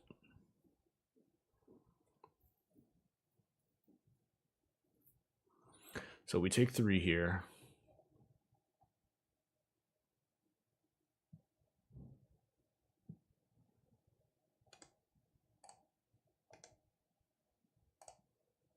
High stride.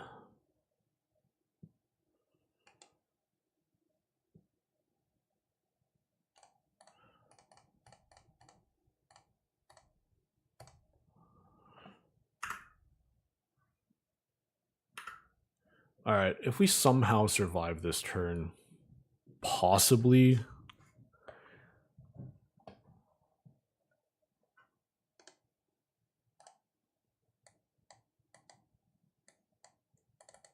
I highly doubt it because he's had nothing to cast, so it's likely they're just holding a bunch of removal or tricks.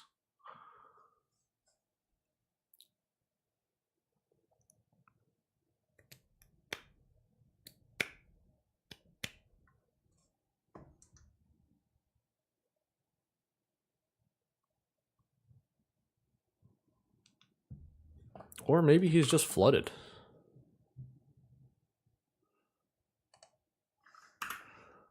Okay.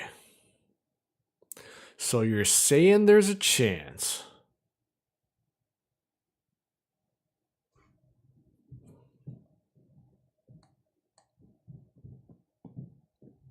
Like, we really need to draw red a mountain like yesterday.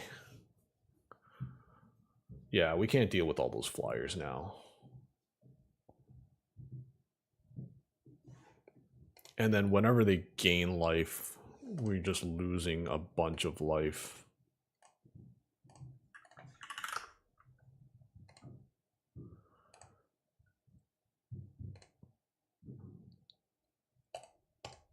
Wait. No.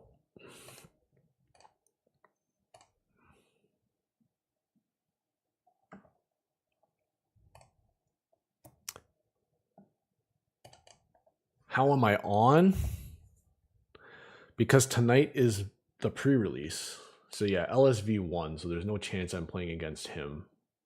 I'm possibly playing CFAV or Maria or Fatal Val.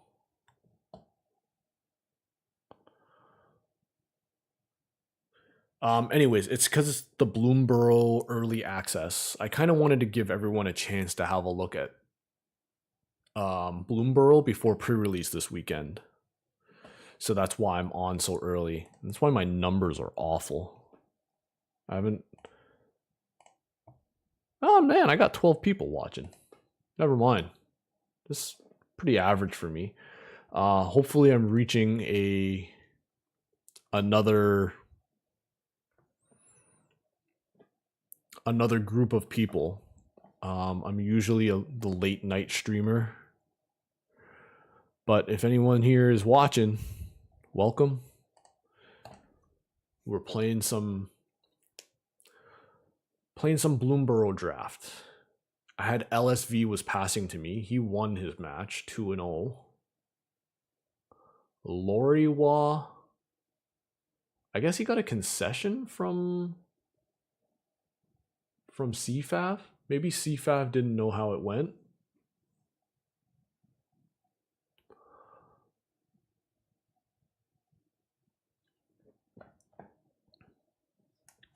But we'll see. Hopefully we're not playing against CFAV, because if he left, then there's just nothing for me to do.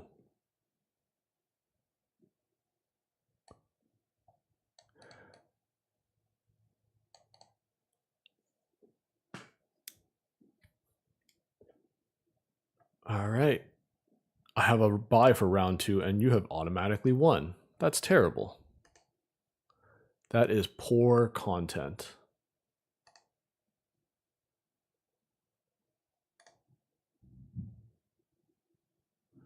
There's 6 active players in the sealed.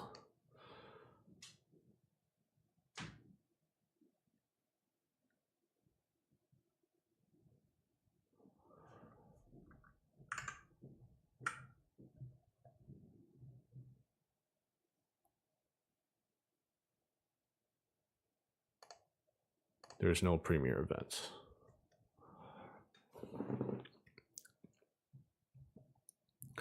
Four-player pod queues, 8-player pod. Maria's already in another one.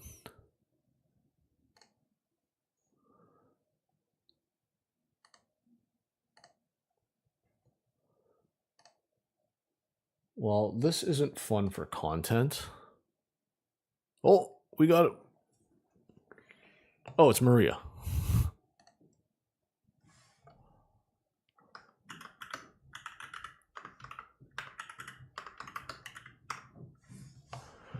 All right. So we have our black source. This hand is sketch. Way too expensive, everything.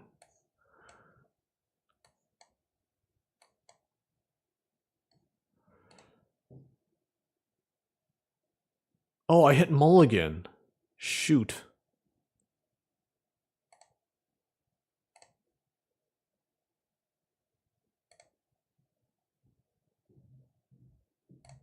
That's terrible.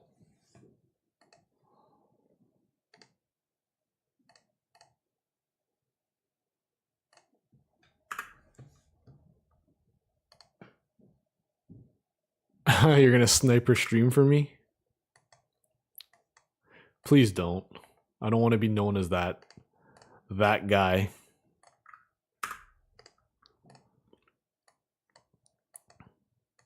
My 6 was solid, better than this 5. So it's a shame. I'm probably gonna lose because I misclicked mulligan instead of keep. Wow, what a card. You're kidding, right? I'm just gonna draw nothing but lands.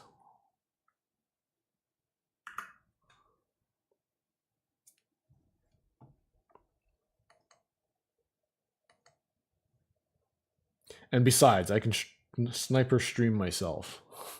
I don't need your help.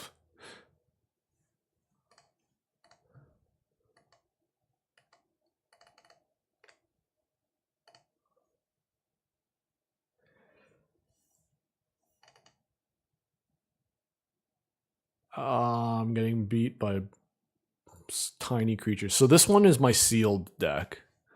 So if the decks seem a bit worse,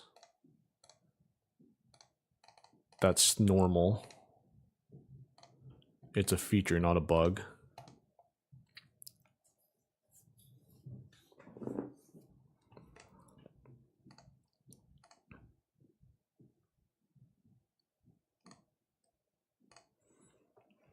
All right.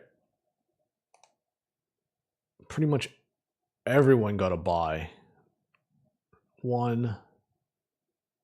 No. Oh, yeah. LSV got a buy at 1-0. Is that right? Oh, did he drop? I think he dropped.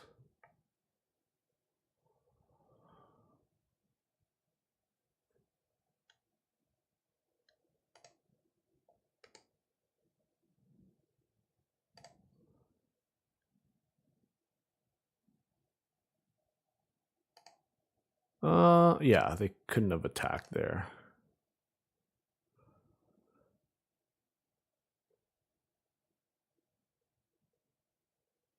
Ugh.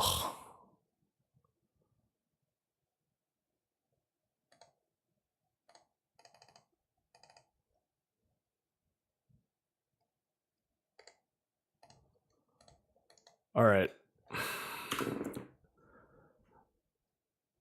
She's got 3 cards left in hand. I do have a removal spell.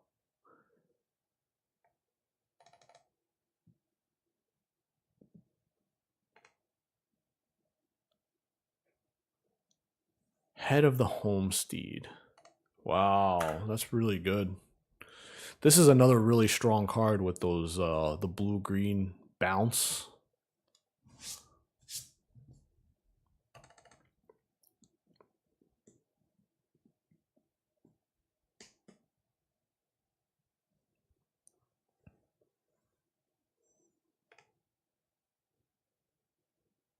Oh, Jesus. 9/9.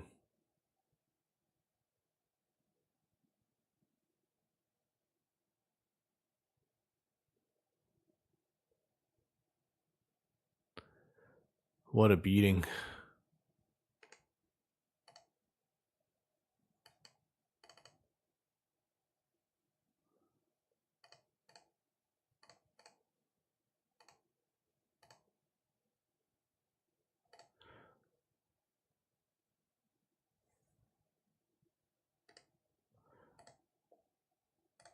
That's kind of nice. Not gonna help though. Yeah, even if we fight something, we're gonna lose to the huge board.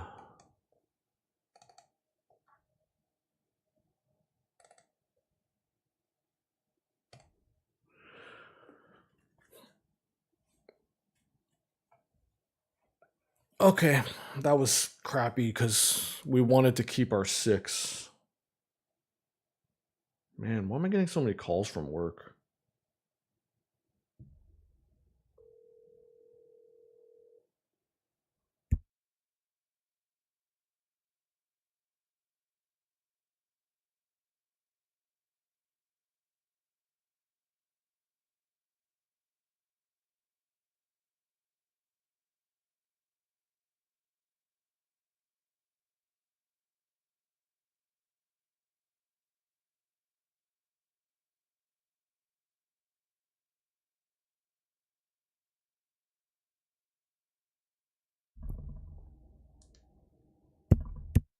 Was I muted? No?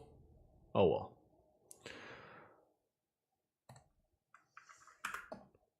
well. I didn't really like these lands are really hard to see, but I didn't have a black source. I probably still would have kept.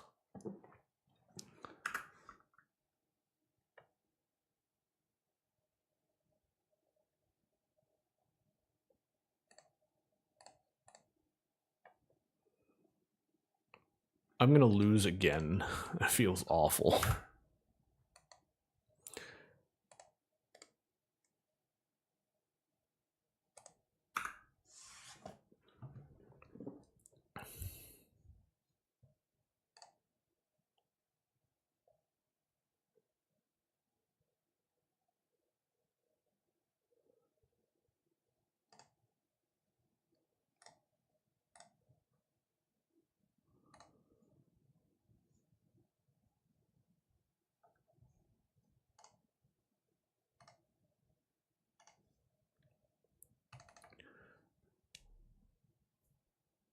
I'm actually. Oh.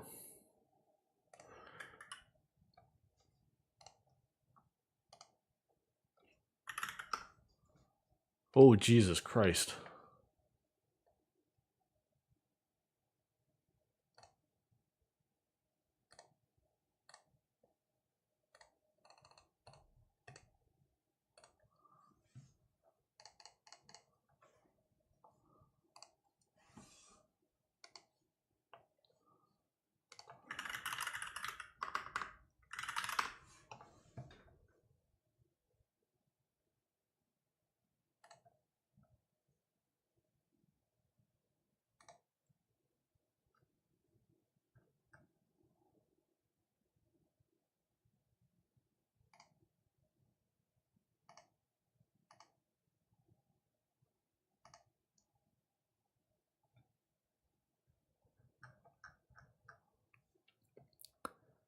Okay, another profit.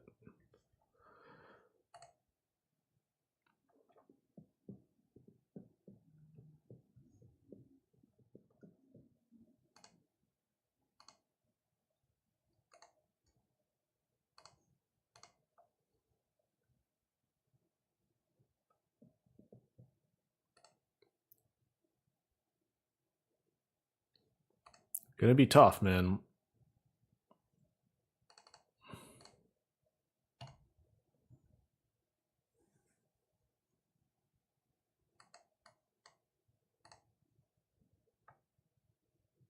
So we got a forest. Like, it's gonna be tough to come back from this. Like, it's just free card advantage, especially the longer the game goes.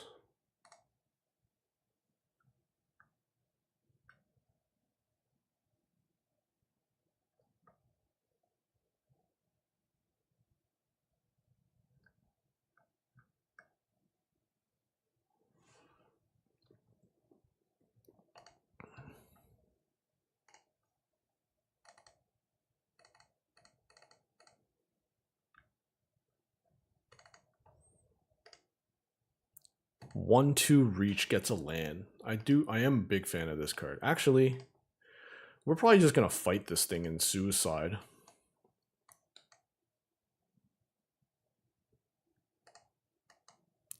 And then hopefully this Gale Wind Moose can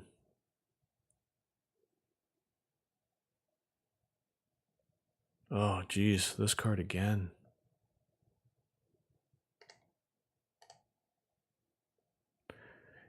Like, it's not scary until it's scary. But once it's scary, it's very scary.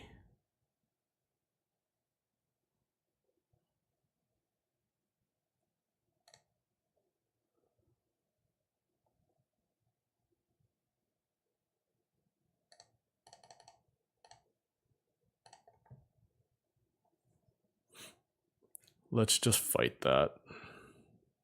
Oh, it's creature token.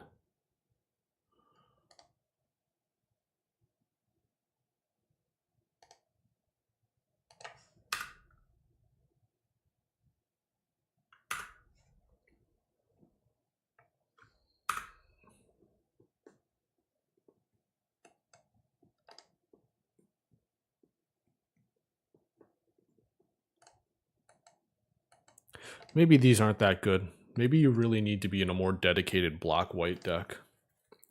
But these are the things you were learning today. Like, I find if I do like 3 or 4 pre-release,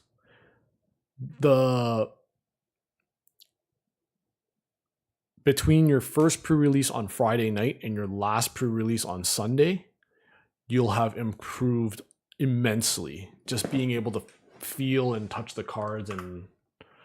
Oh, we're getting hit for a bunch in the air now.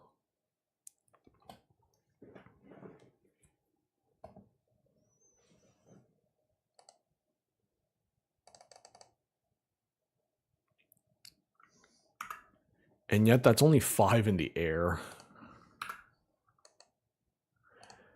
Please let me draw a land, though.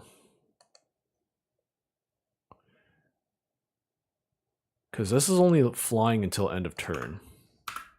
So that's only 5 damage. Puts me to 12.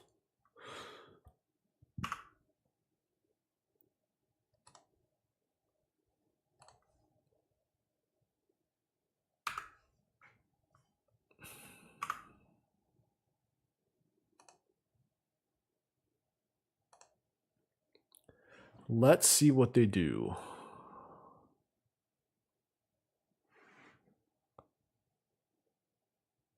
It will be a shame if they counter my moose. I'll probably concede on the spot. Oh my god, so good. I don't have any of those profits. I'd be playing them every single time if I was in green or blue. It's even stronger because they has this glarb.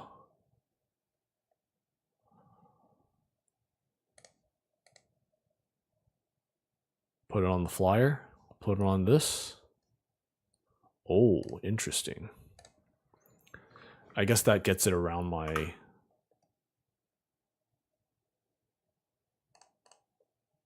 Alright, first, fetch a black. Hey, 019, how you doing? We're playing Bloomborough. Oh, man. That crazy frog song's gonna make a comeback now because of the Bloomborough.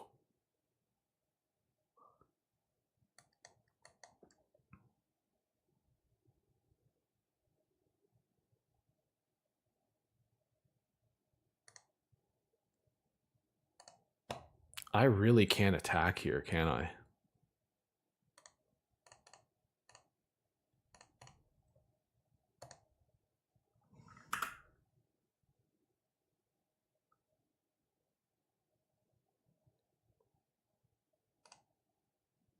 I can't attack with my moose. I can't attack with that. Maybe I should have... Was that no blocks? No, blockers are now. Oh, no blocks. The issue is they've gone through extra cards. I highly doubt we can come back from that unless we draw a removal spell. Like, I thought this could fight it, but it only fights tokens.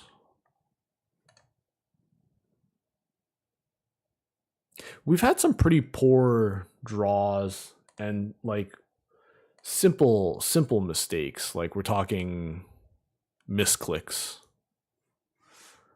Like I mulliganed a very good 6 and then I went to 5 against Maria.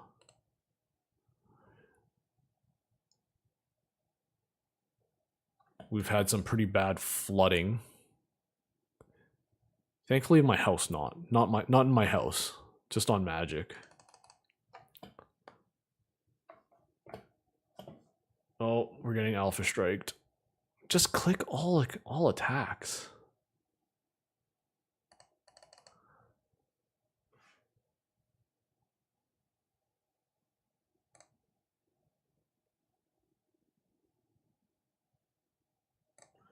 All right, let's move to blockers.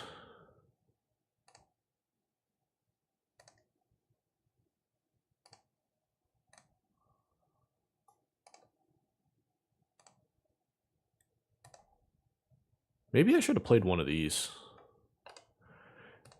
Anyways, we are at her mercy. Whatever spell she has, if it's like a shrink my creatures or grow, like I don't think there's an instant speed overrun.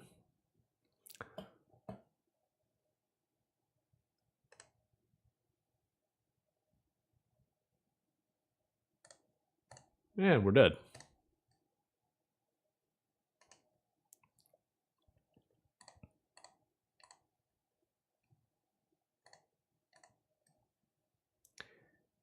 $18 more minutes in this one.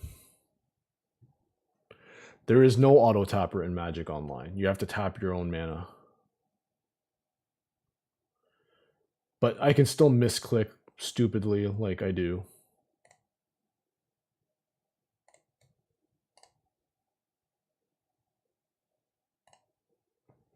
I'll be right back.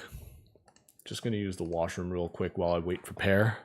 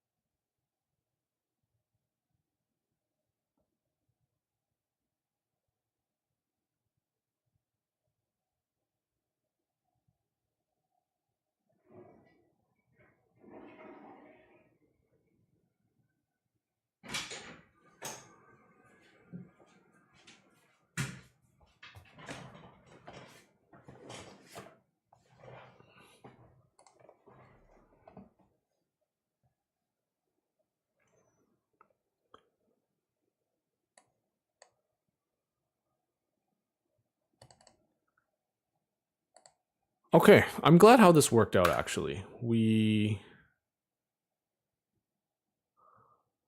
We're playing 2 events right now, a sealed and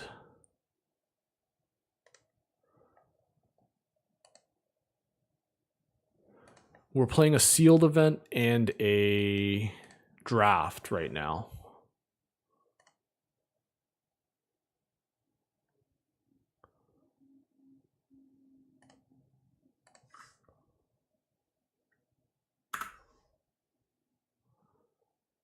Was that just deal 1 to me and pass?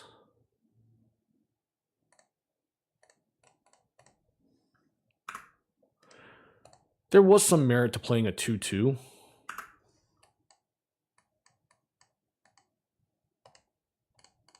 Okay then. I think these assassins are a little bit on the poor side now that I'm looking at it.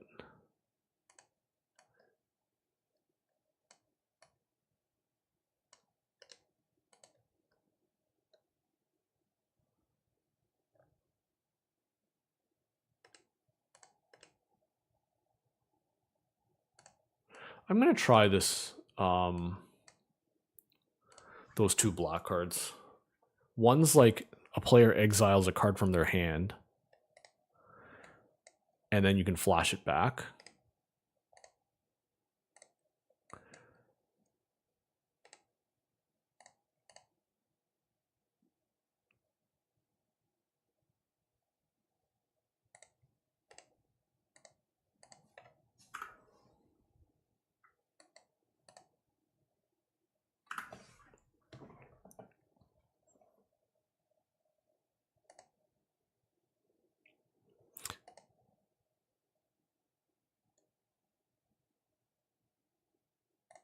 Turn too late, but we'll drop our Root Weaver. This Lizard Rogue is probably much better in draft now that I'm thinking about it, but it's a pretty big mana sink. Like late game can be easily be a 4/4/5/5. Here's 3 mana.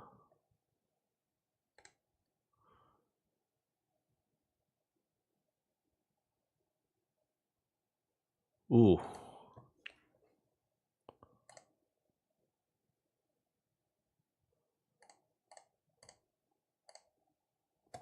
Well, we're stuck on 2 lands this game. We have all 3 of our Root Weavers. But yeah, he didn't attack with haste. Oh, I guess we had a 1/3.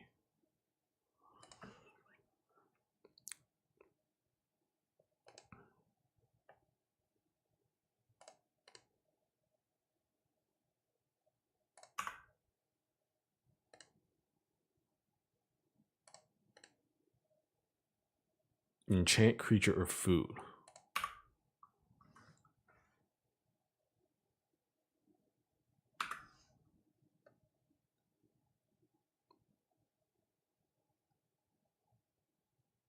Sugarcoat. That's a great name.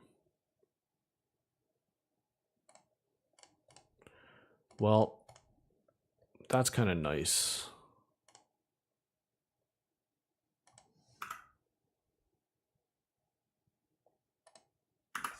Kind of invalidate their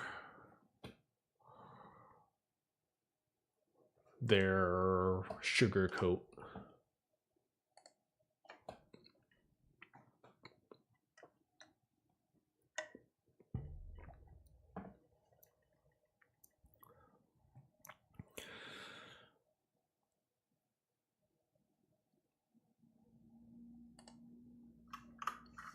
Four mana Prowess, Surveil 2.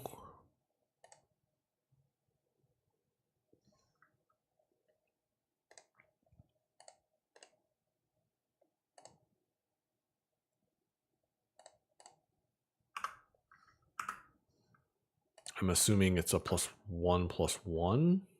Nothing? Interesting.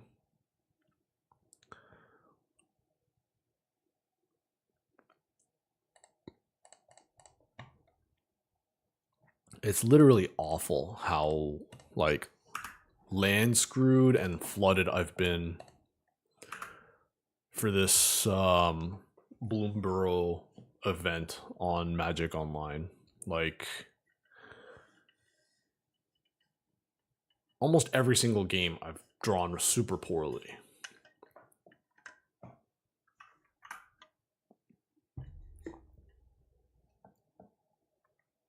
Wow. So we have 4 mana next turn.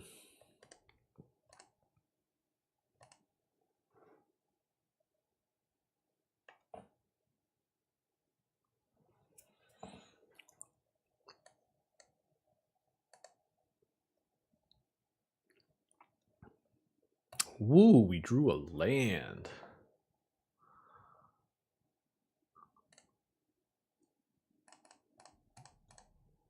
White, black.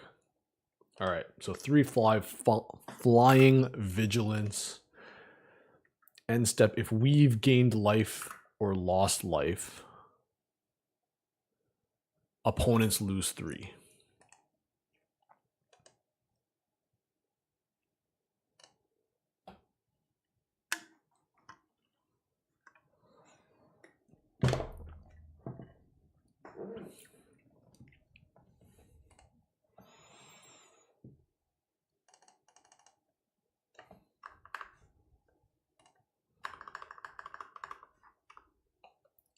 Another light shell duo.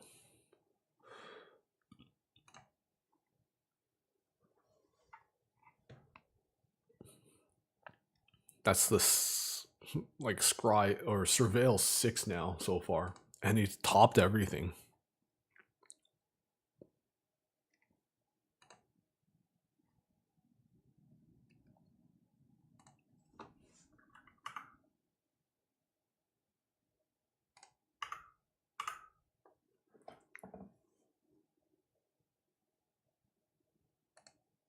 No way they block here, right?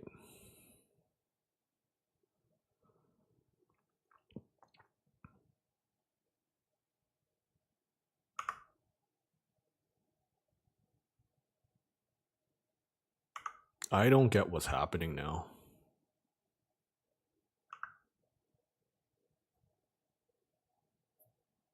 Like, I don't know who TLGSM is, but like for you to be a content creator, you have to be pretty, you'd have to play Magic fairly often. And playing Magic fairly often, I assume you're fairly good.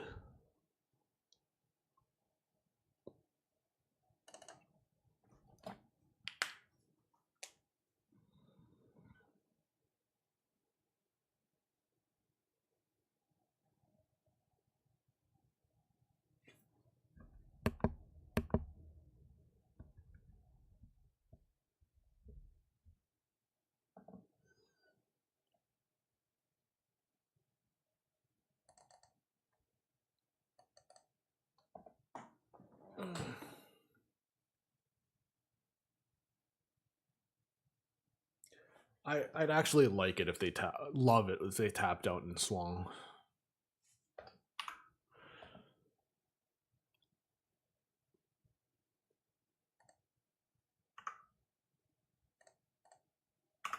Like, I don't want to take too much damage if they cast 2 spells.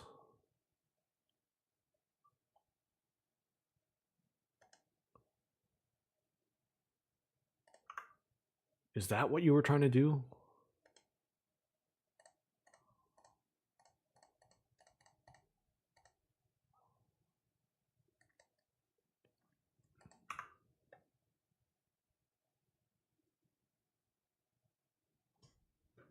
All right.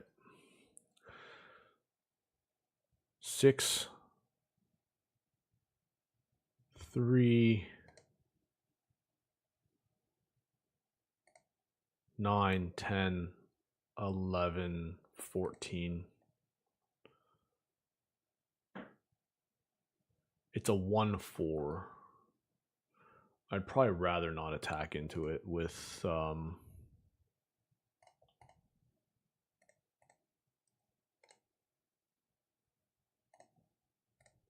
2, 4, 6. So one more card in their graveyard, and this becomes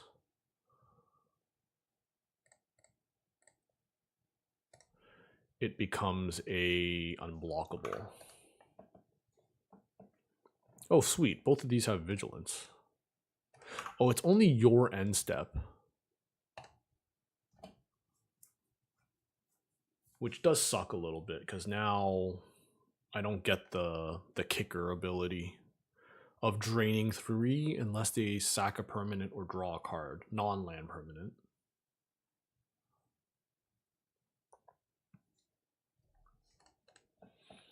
Haste prowess, exile the top card if you heroic it. Very solid card. I'm probably gonna pre-order some of these. Well, I guess it's not really a pre-order anymore. It's out.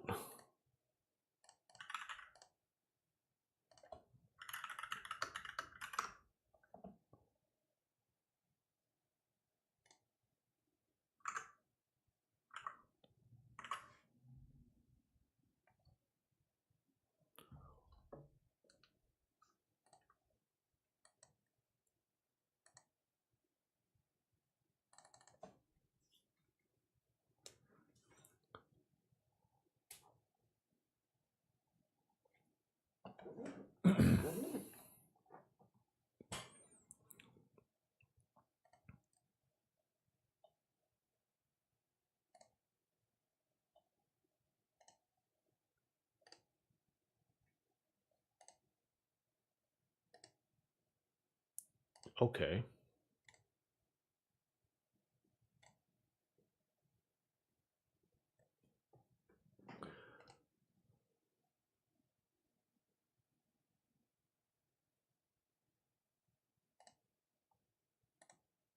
All right, so they're tapped out.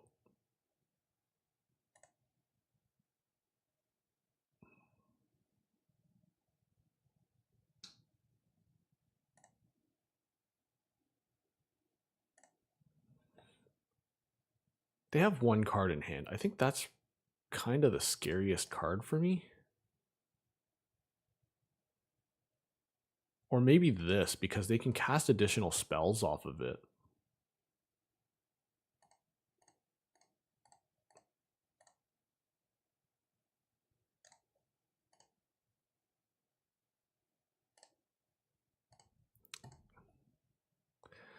That was very... Opponent was conceding extremely quickly. I wasn't a very big fan of that. Yeah, LSV dropped.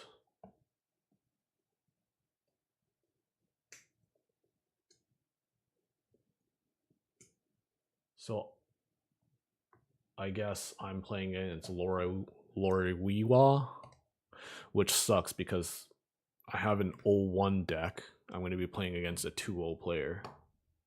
He beat Scribe. I guess Scribe, we won game 2. In game 3, we just got mana screwed. It was nice we were able to play 2 sealed games while we played in this draft.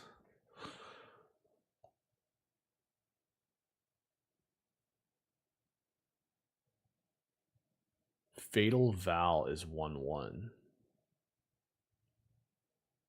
No, Solaris is 2-0, right? Did he drop though? I don't know what's going on in this event.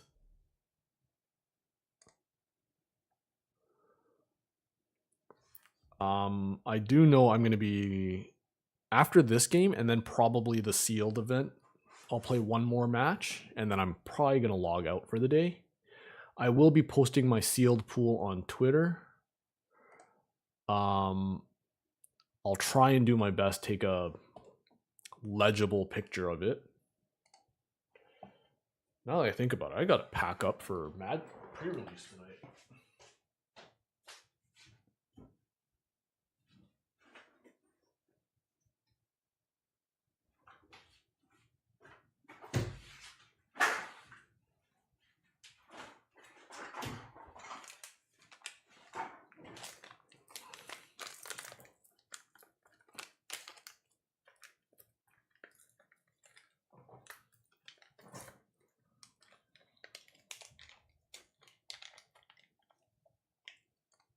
Guess we can keep this.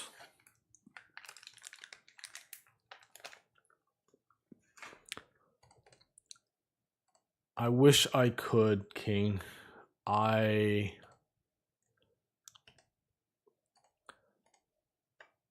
have this booster opening. Yeah, it's just some fisherman's friends. All this talking, I gotta...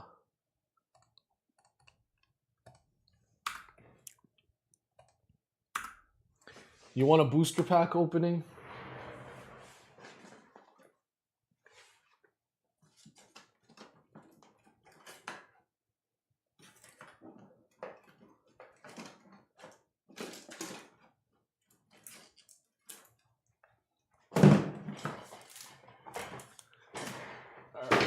Oh my god.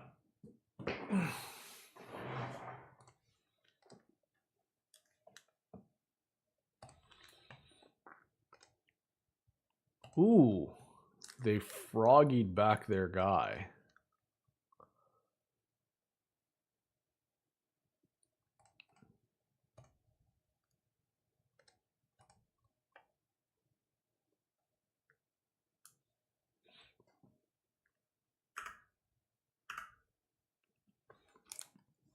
Here, Tim, we'll open this. as soon as we are done this game. I did not. I heard it's going to be 3 to 5 weeks, but I ordered them about a week ago, I think.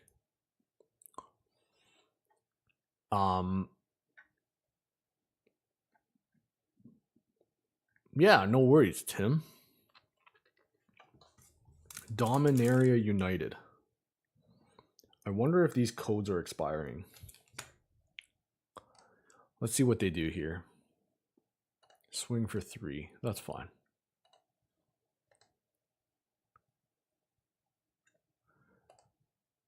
We don't even have a mouse in our hand. Okay, they got a food. I think they tapped their mana wrong. Nope. They knew what they were doing.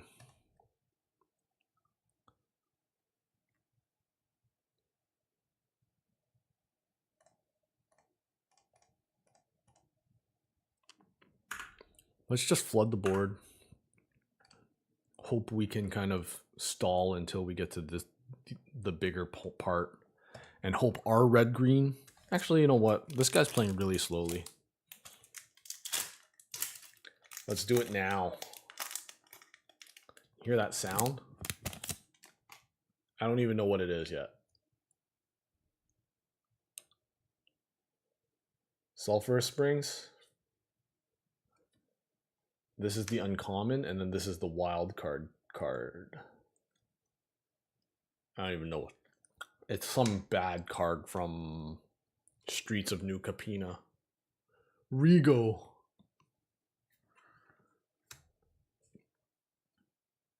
Yeah, Dominaria United codes expire this year. Let me add it to that pile.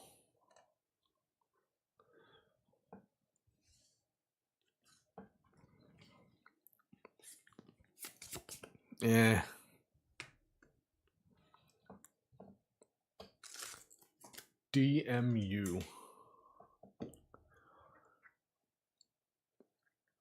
Yeah, I might be... I have a bunch more of those of Dominaria United. I might just end up opening them because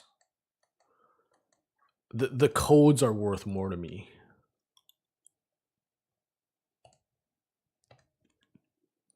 Blooming Blast. At least it's an instant.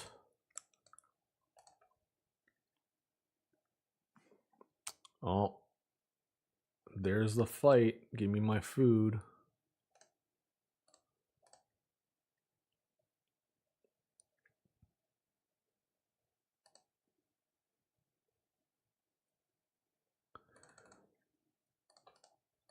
I'm okay. Getting rid of their 3/3 reach.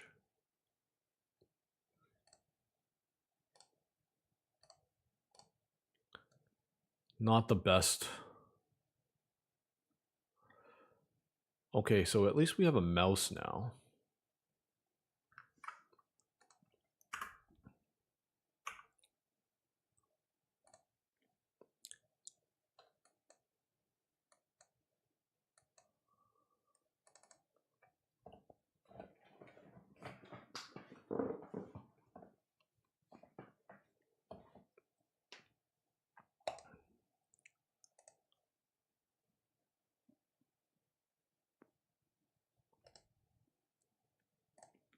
There's the profit. Pond Profit. Bloomburrow's interesting. You really have to get into a groove of all the creature types and their color combinations. Like, you need to look at Raccoon and say, this is a red-green card, not a red-blue card.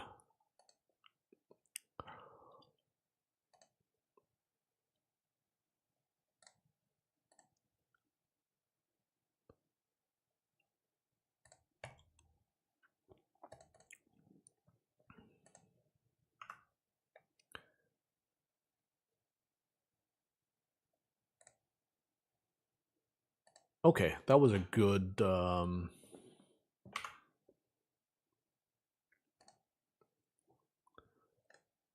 So it's a 3-2. This is a 3-5.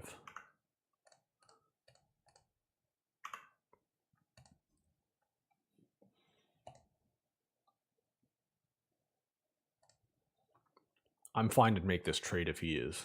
Yeah. So we keep our raccoon. They get a 2-3. Come on.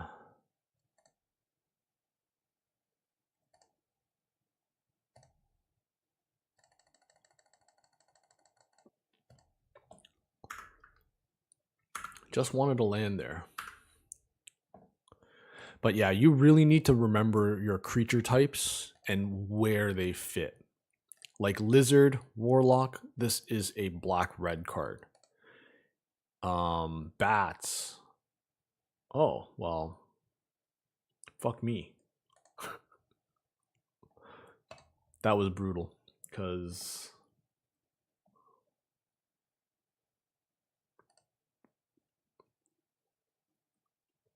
yeah, anytime that card can be a 2-for-1.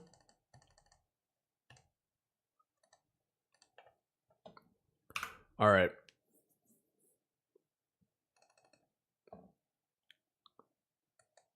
If I draw my land, I'll probably play the moose right away. If not, oh, Jesus. Forgot about that one.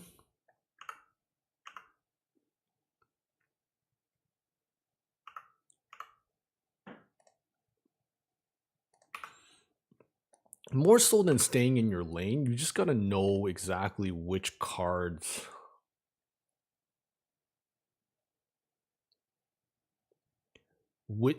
exactly are your lane.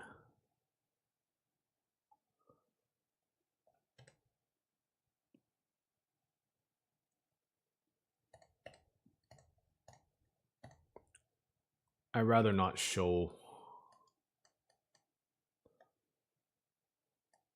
what I got.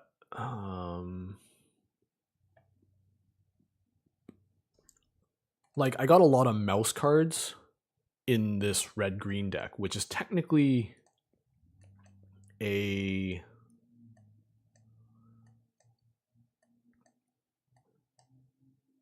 red-green is technically raccoons, but the mouse are a bit on the aggressive side.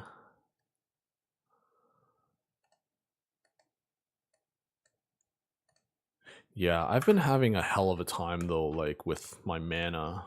It's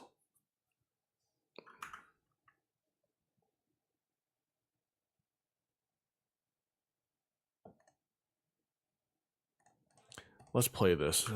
Much better chance I can get in for 2. That's good.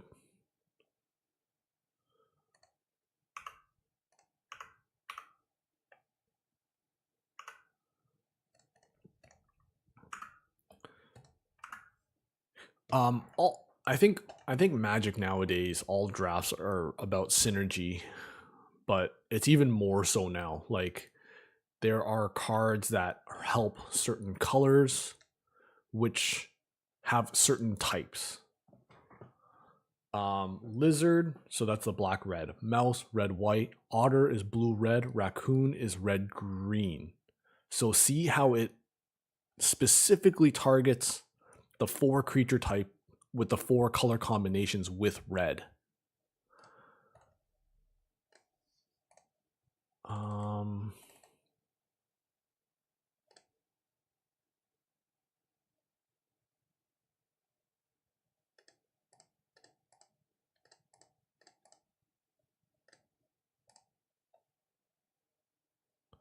Man, that 3-mana 3/2 really stonewalled me.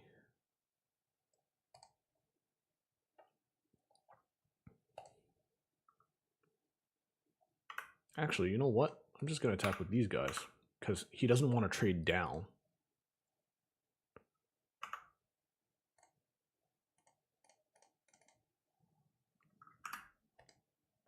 So, like, let's say I have a green creature that's a squirrel. Because green-black is squirrels.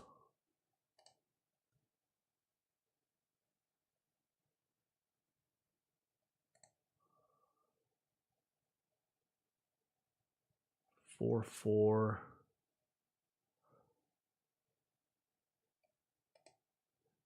Yeah, like I said, I've been... Is this sorcery speed only? Yeah.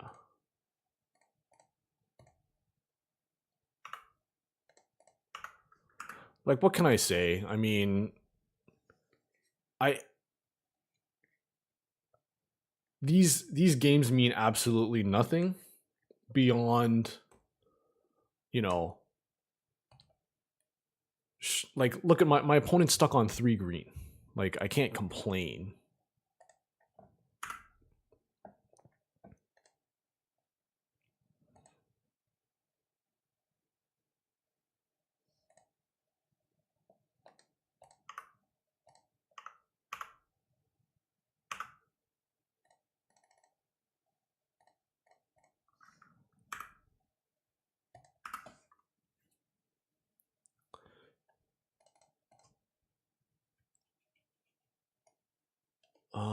I probably want this. It's an expensive removal spell, but it's pretty unconditional.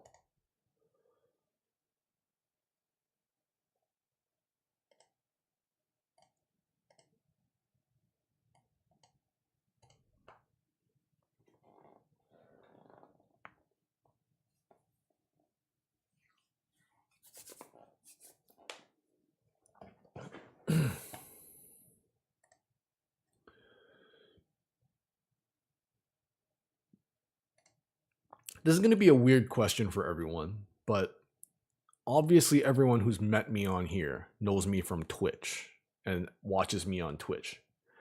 How often do you go on YouTube to watch live streams of people? Like, I can't even think of anyone I know that watches YouTube streams. Yeah.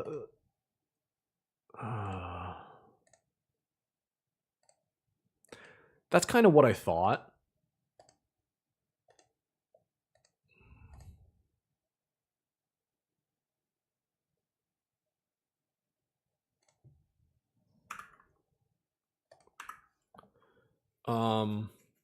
Obviously,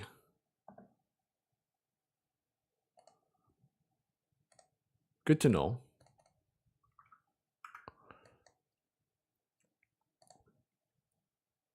Fair enough. So today is the first time I'm doing multi-stream.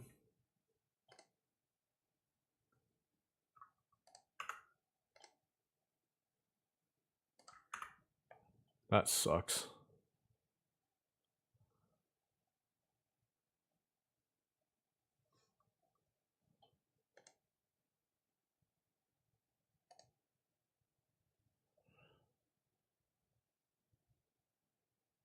So right away, I'm just gonna play this. I'm gonna gift, fight this.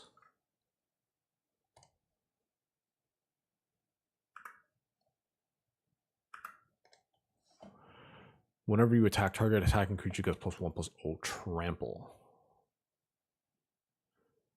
Hunter's talent is broken, man.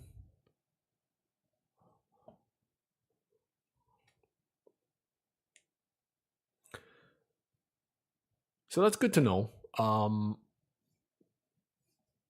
Yeah, today's my first time multi-streaming. I don't think I've got a single viewer on YouTube, which is not a big deal.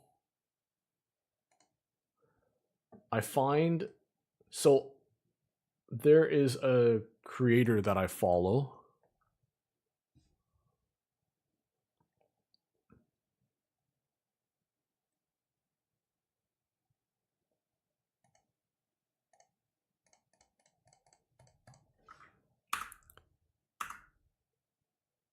There's a creator that I follow, and I have never had like a notification, or like I don't even know when he live streams. Whereas Twitch, it sends out the notification. So, you know, my loyal followers are notified. And I'm sure that's at least how half of you know that I'm streaming because I don't follow a fixed schedule. So the go live notification is very important.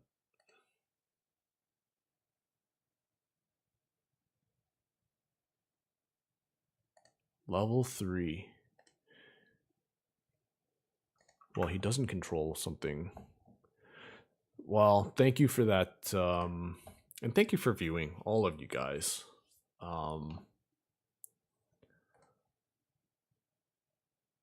Like, we live in a day and age where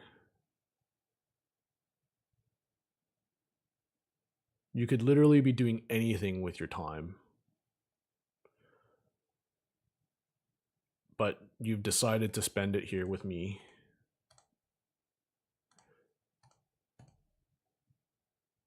Which that means a lot to me. On top, please.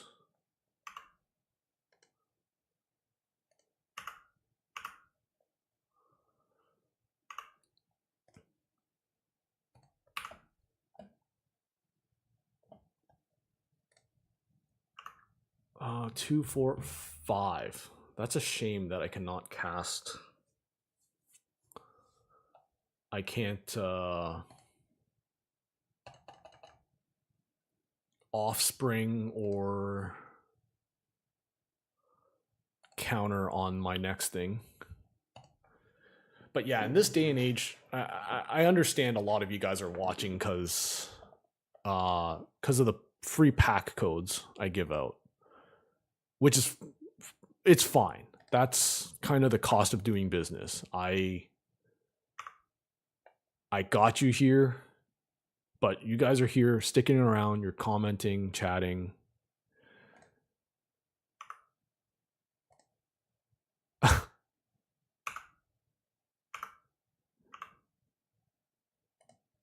Yeah, you're joking, right, Grifter? I think that's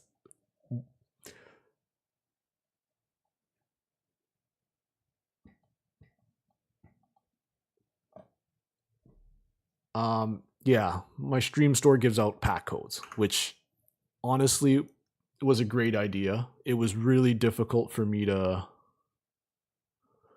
Oh, well, here. I pinned a message.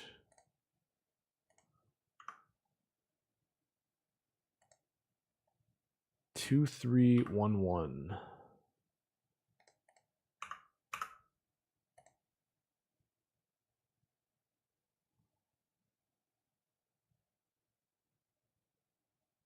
Oh, I could have hasted this.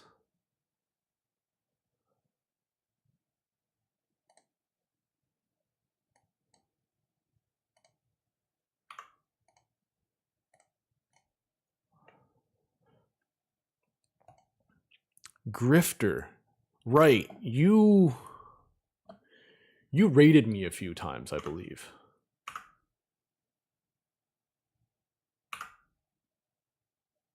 But yeah, my stream store gives out pack codes for view time.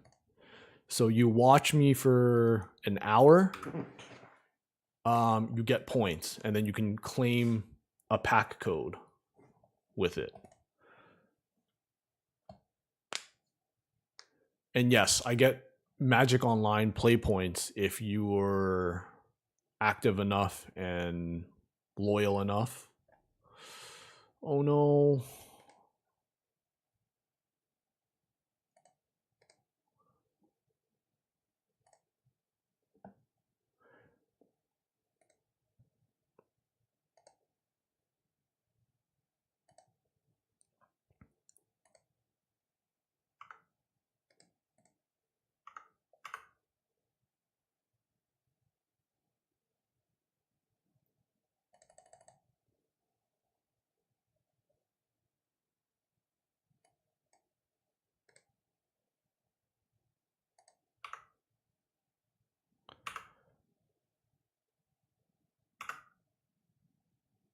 All right.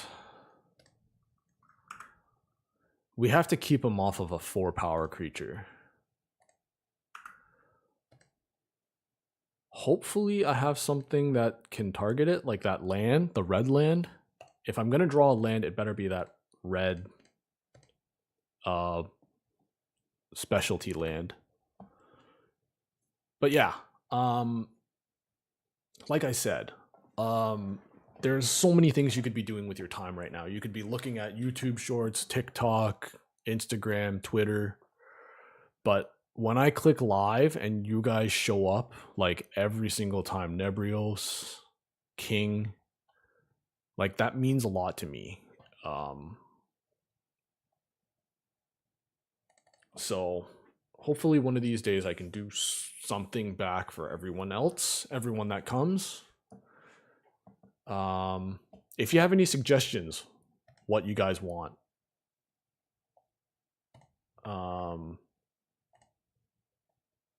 that's a really good card. 3 mana, 3/2, forage, and then he gets to return something.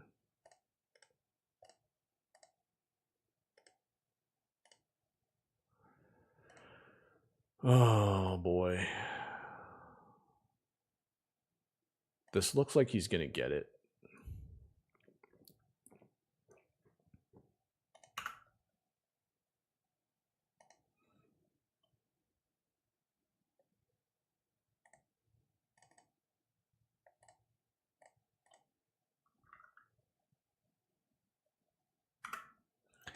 Well, I'm very glad to hear that.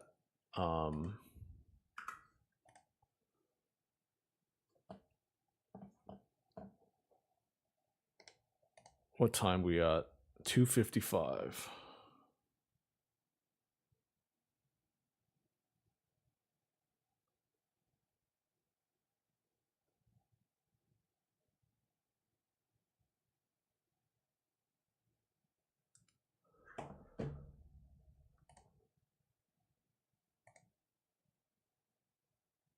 Yeah, I think they got this one, right?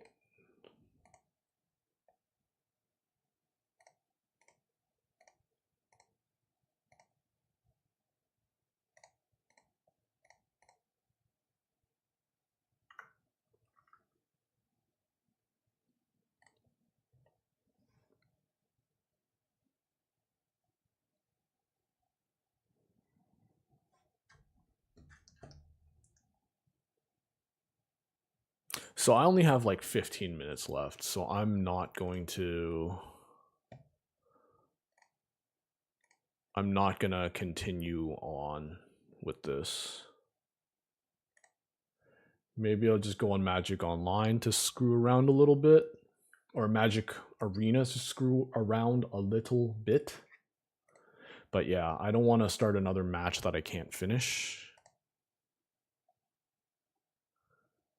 Turn this off. Perfect. And Arena just feels easier to stream. Like Magic Online, there's so much going on, especially when I'm doing the closed beta.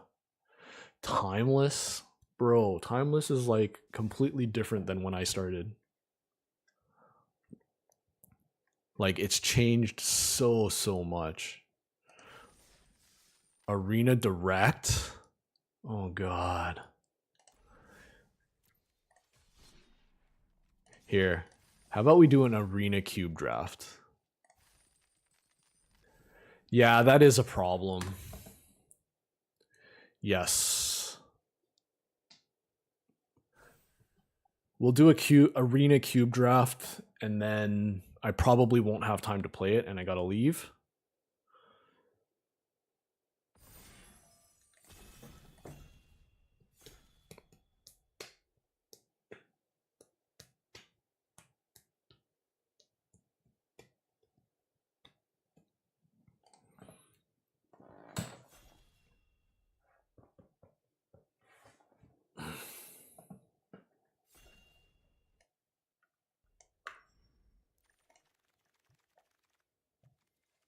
All right, what do we got here? Esper Sentinel, Legion Landing, bunch of good white cards. Footfalls, Git Rog, Ravenous Ride, Treasure Cruise, Fanatic. I heard red-white aggro is like really strong, so I think I'm going to take an Esper Sentinel here. Seems wrong, but when you take cards from like a Modern Horizons set, it always feels like you're getting cards that are just like one step above everything else. Ooh, excuse me.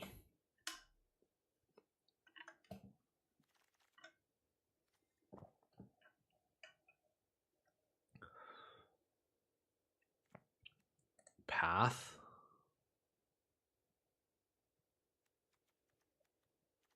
Actually, Lightning Bolt's pretty good too.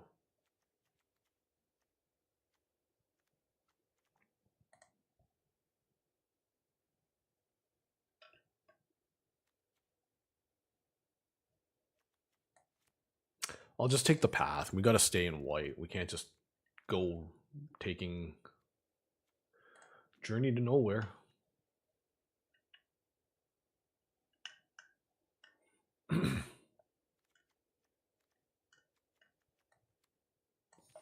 So pretty decent start. We got a white weenie. This is probably the most expensive of a card we're going to want to play. 4 mana, 3/4, but then you can recast something from the grave.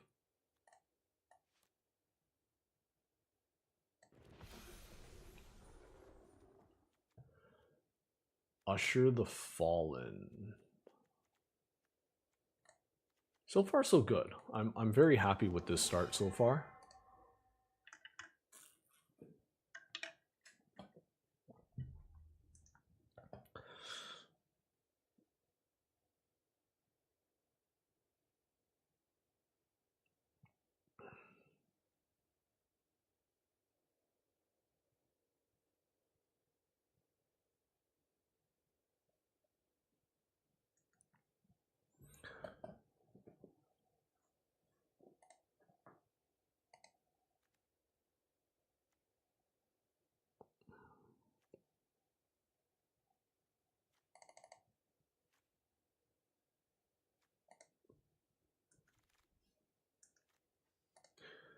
Alash Norn.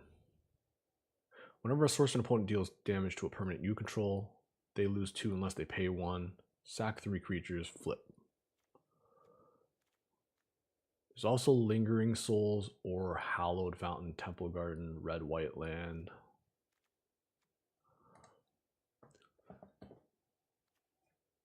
It's a 4 mana 3/5.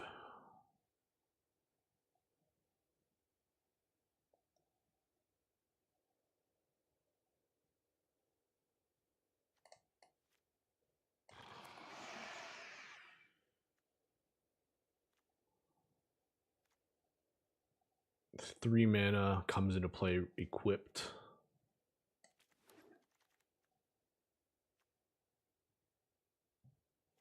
Simulation Aegis. Does that put us into blue, or should we just take an Iganjo? I think Iganjo is probably better.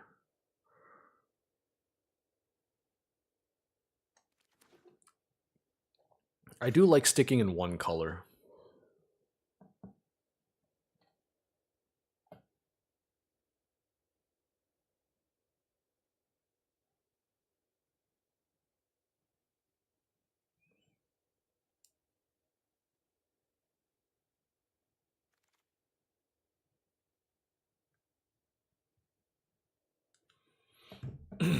I'm very glad both of these came back. I think Legion Landing's the pick. The fact that it's essentially 2 pieces of cardboard. You make a 1/1 vampire, and then you flip it, become a land that can make tokens. I'll never forget LSV's play.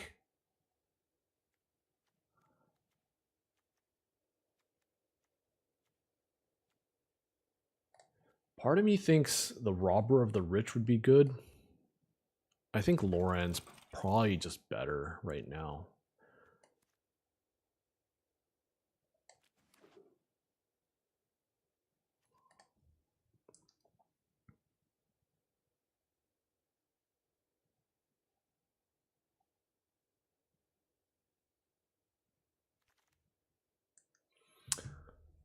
That's a late Inspiring Vantage.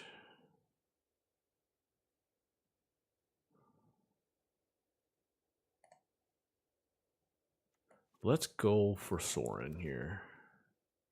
Inspiring Vantage. Jesus, that's creepy. Like, that makes me never want to cast or play Soren again.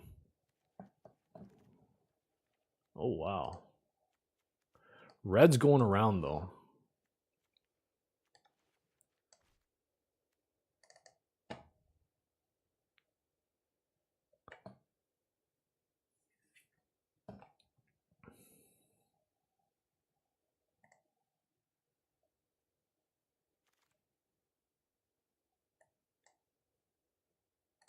Wow, wow, wow, wow. Such a late Lingering Souls. Face breaker. Subtlety, Liliana, Breach the Multiverse, Blood-Soaked Champion, Gutter Bones. I wouldn't be terribly upset with one of these three coming around. There's no wheat.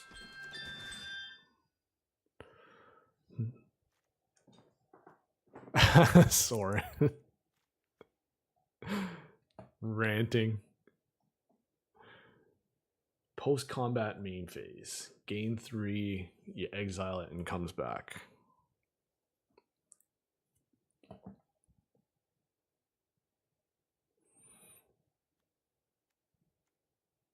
Tomorrow I'm driving to like Port Hope, which is like an hour away. So it'll be a fun little trip with me and the family. Hopefully the traffic's not too bad.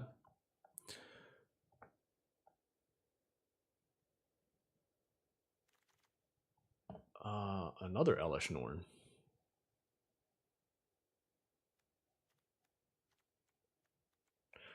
I mean, there's really nothing in this pack for us. We could take a Noxious Gearhulk. Your opponent control, get a stab wound.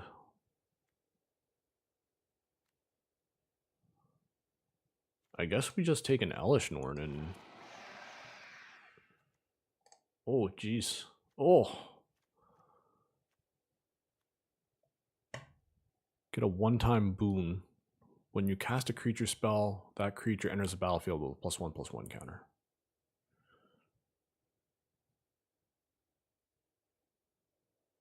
A lot in this pack for us. For each token you control that enter the battlefield this turn, create a token copy. Meow.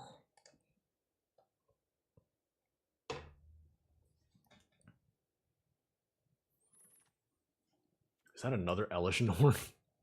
We can have the Elesh Norn deck. Both of these are super strong.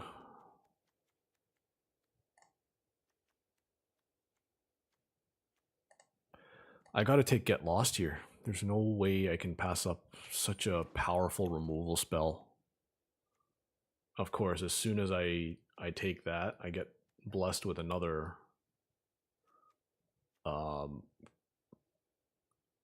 another type of the same spell. Rankle, Gaunty, Mutavault. But yeah, the removal spells like these, I guess I'm not upset having two of them. Ranger of Eos. Shadowy Backstreets versus Ow.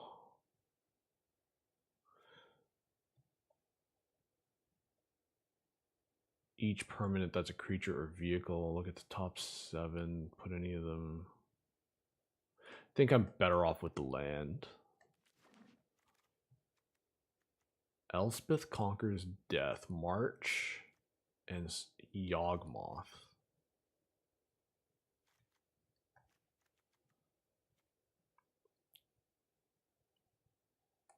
I think it's an Elspeth. Just another, like, extremely powerful removal spell. This is our pack back.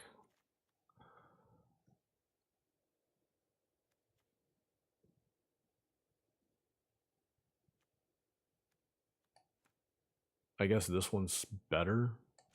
I don't know if we'll play it.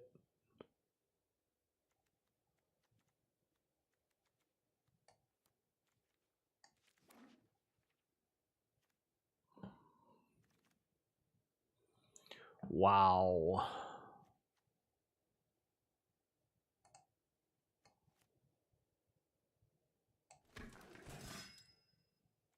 Oh, the Mana Tithe came around. No one's playing red, because that Swift Spear should be gone by now.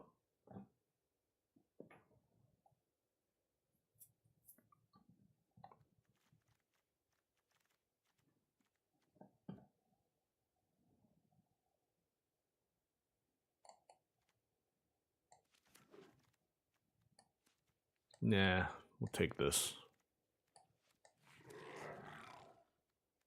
Bitter Blossom. Full age. Jeez.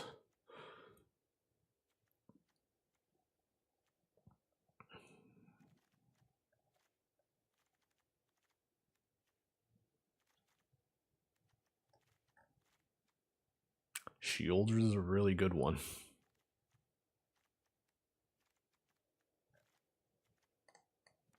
Let's take Bitter Blossom. Let's see how that works. Can have Shieldred. Tesa, Lyra, Ossification. I think Marsh Flats is better than all of them right now. Double strike spells you cast from among cards you drew this turn cost 1 less. Spells cast from among cards. Yeah.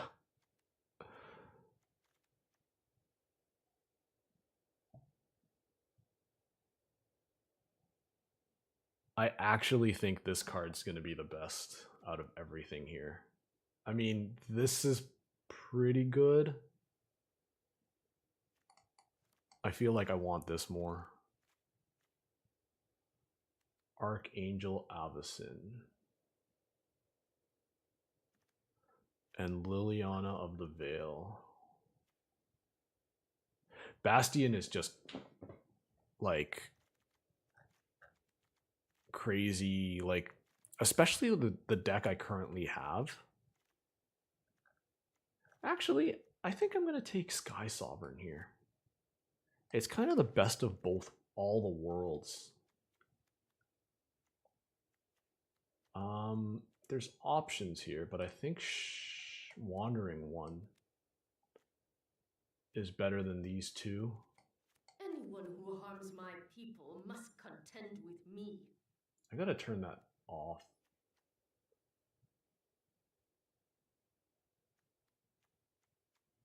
Meticulous Archive. I'm gonna take the Kellen. Yeesh. Oh, there's like really good cards in the pack. And a Flooded Strand.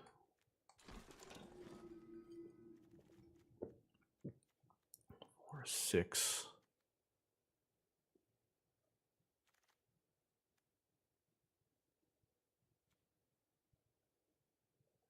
Beginning of your combat, target creature gets perpetual. Interesting.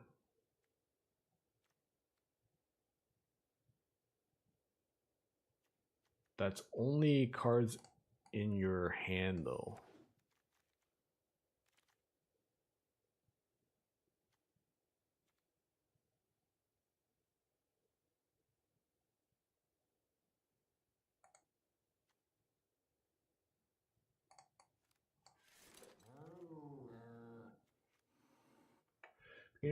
End step, investigate for each opponent who lost, and when your clue goes into a graveyard, put a 1/1 spirit once per turn.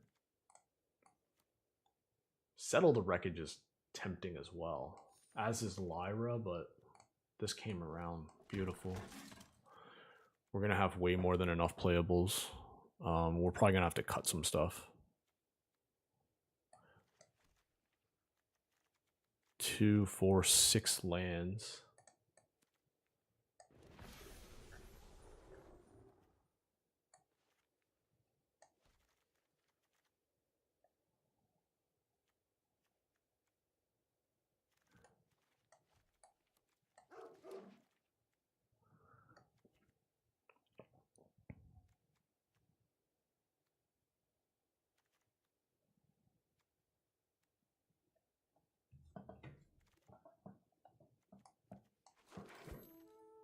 Oh, how? How is that even possible?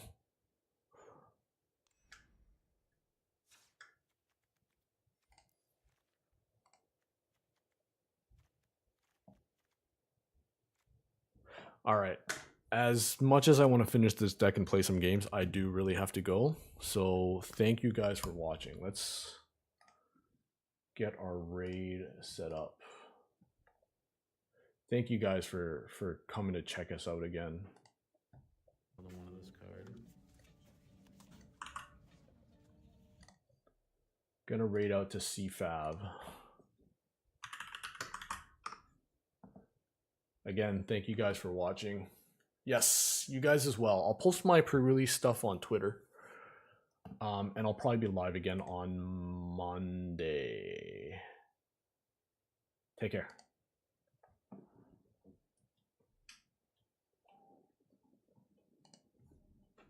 I hear someone. Say hi to Bobby and Tommy, Salem.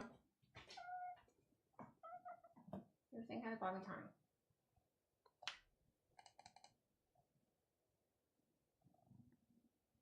He was in my room when I came home.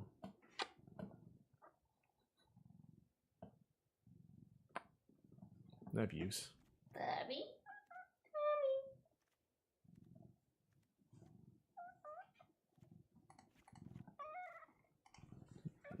I don't think so. Ow!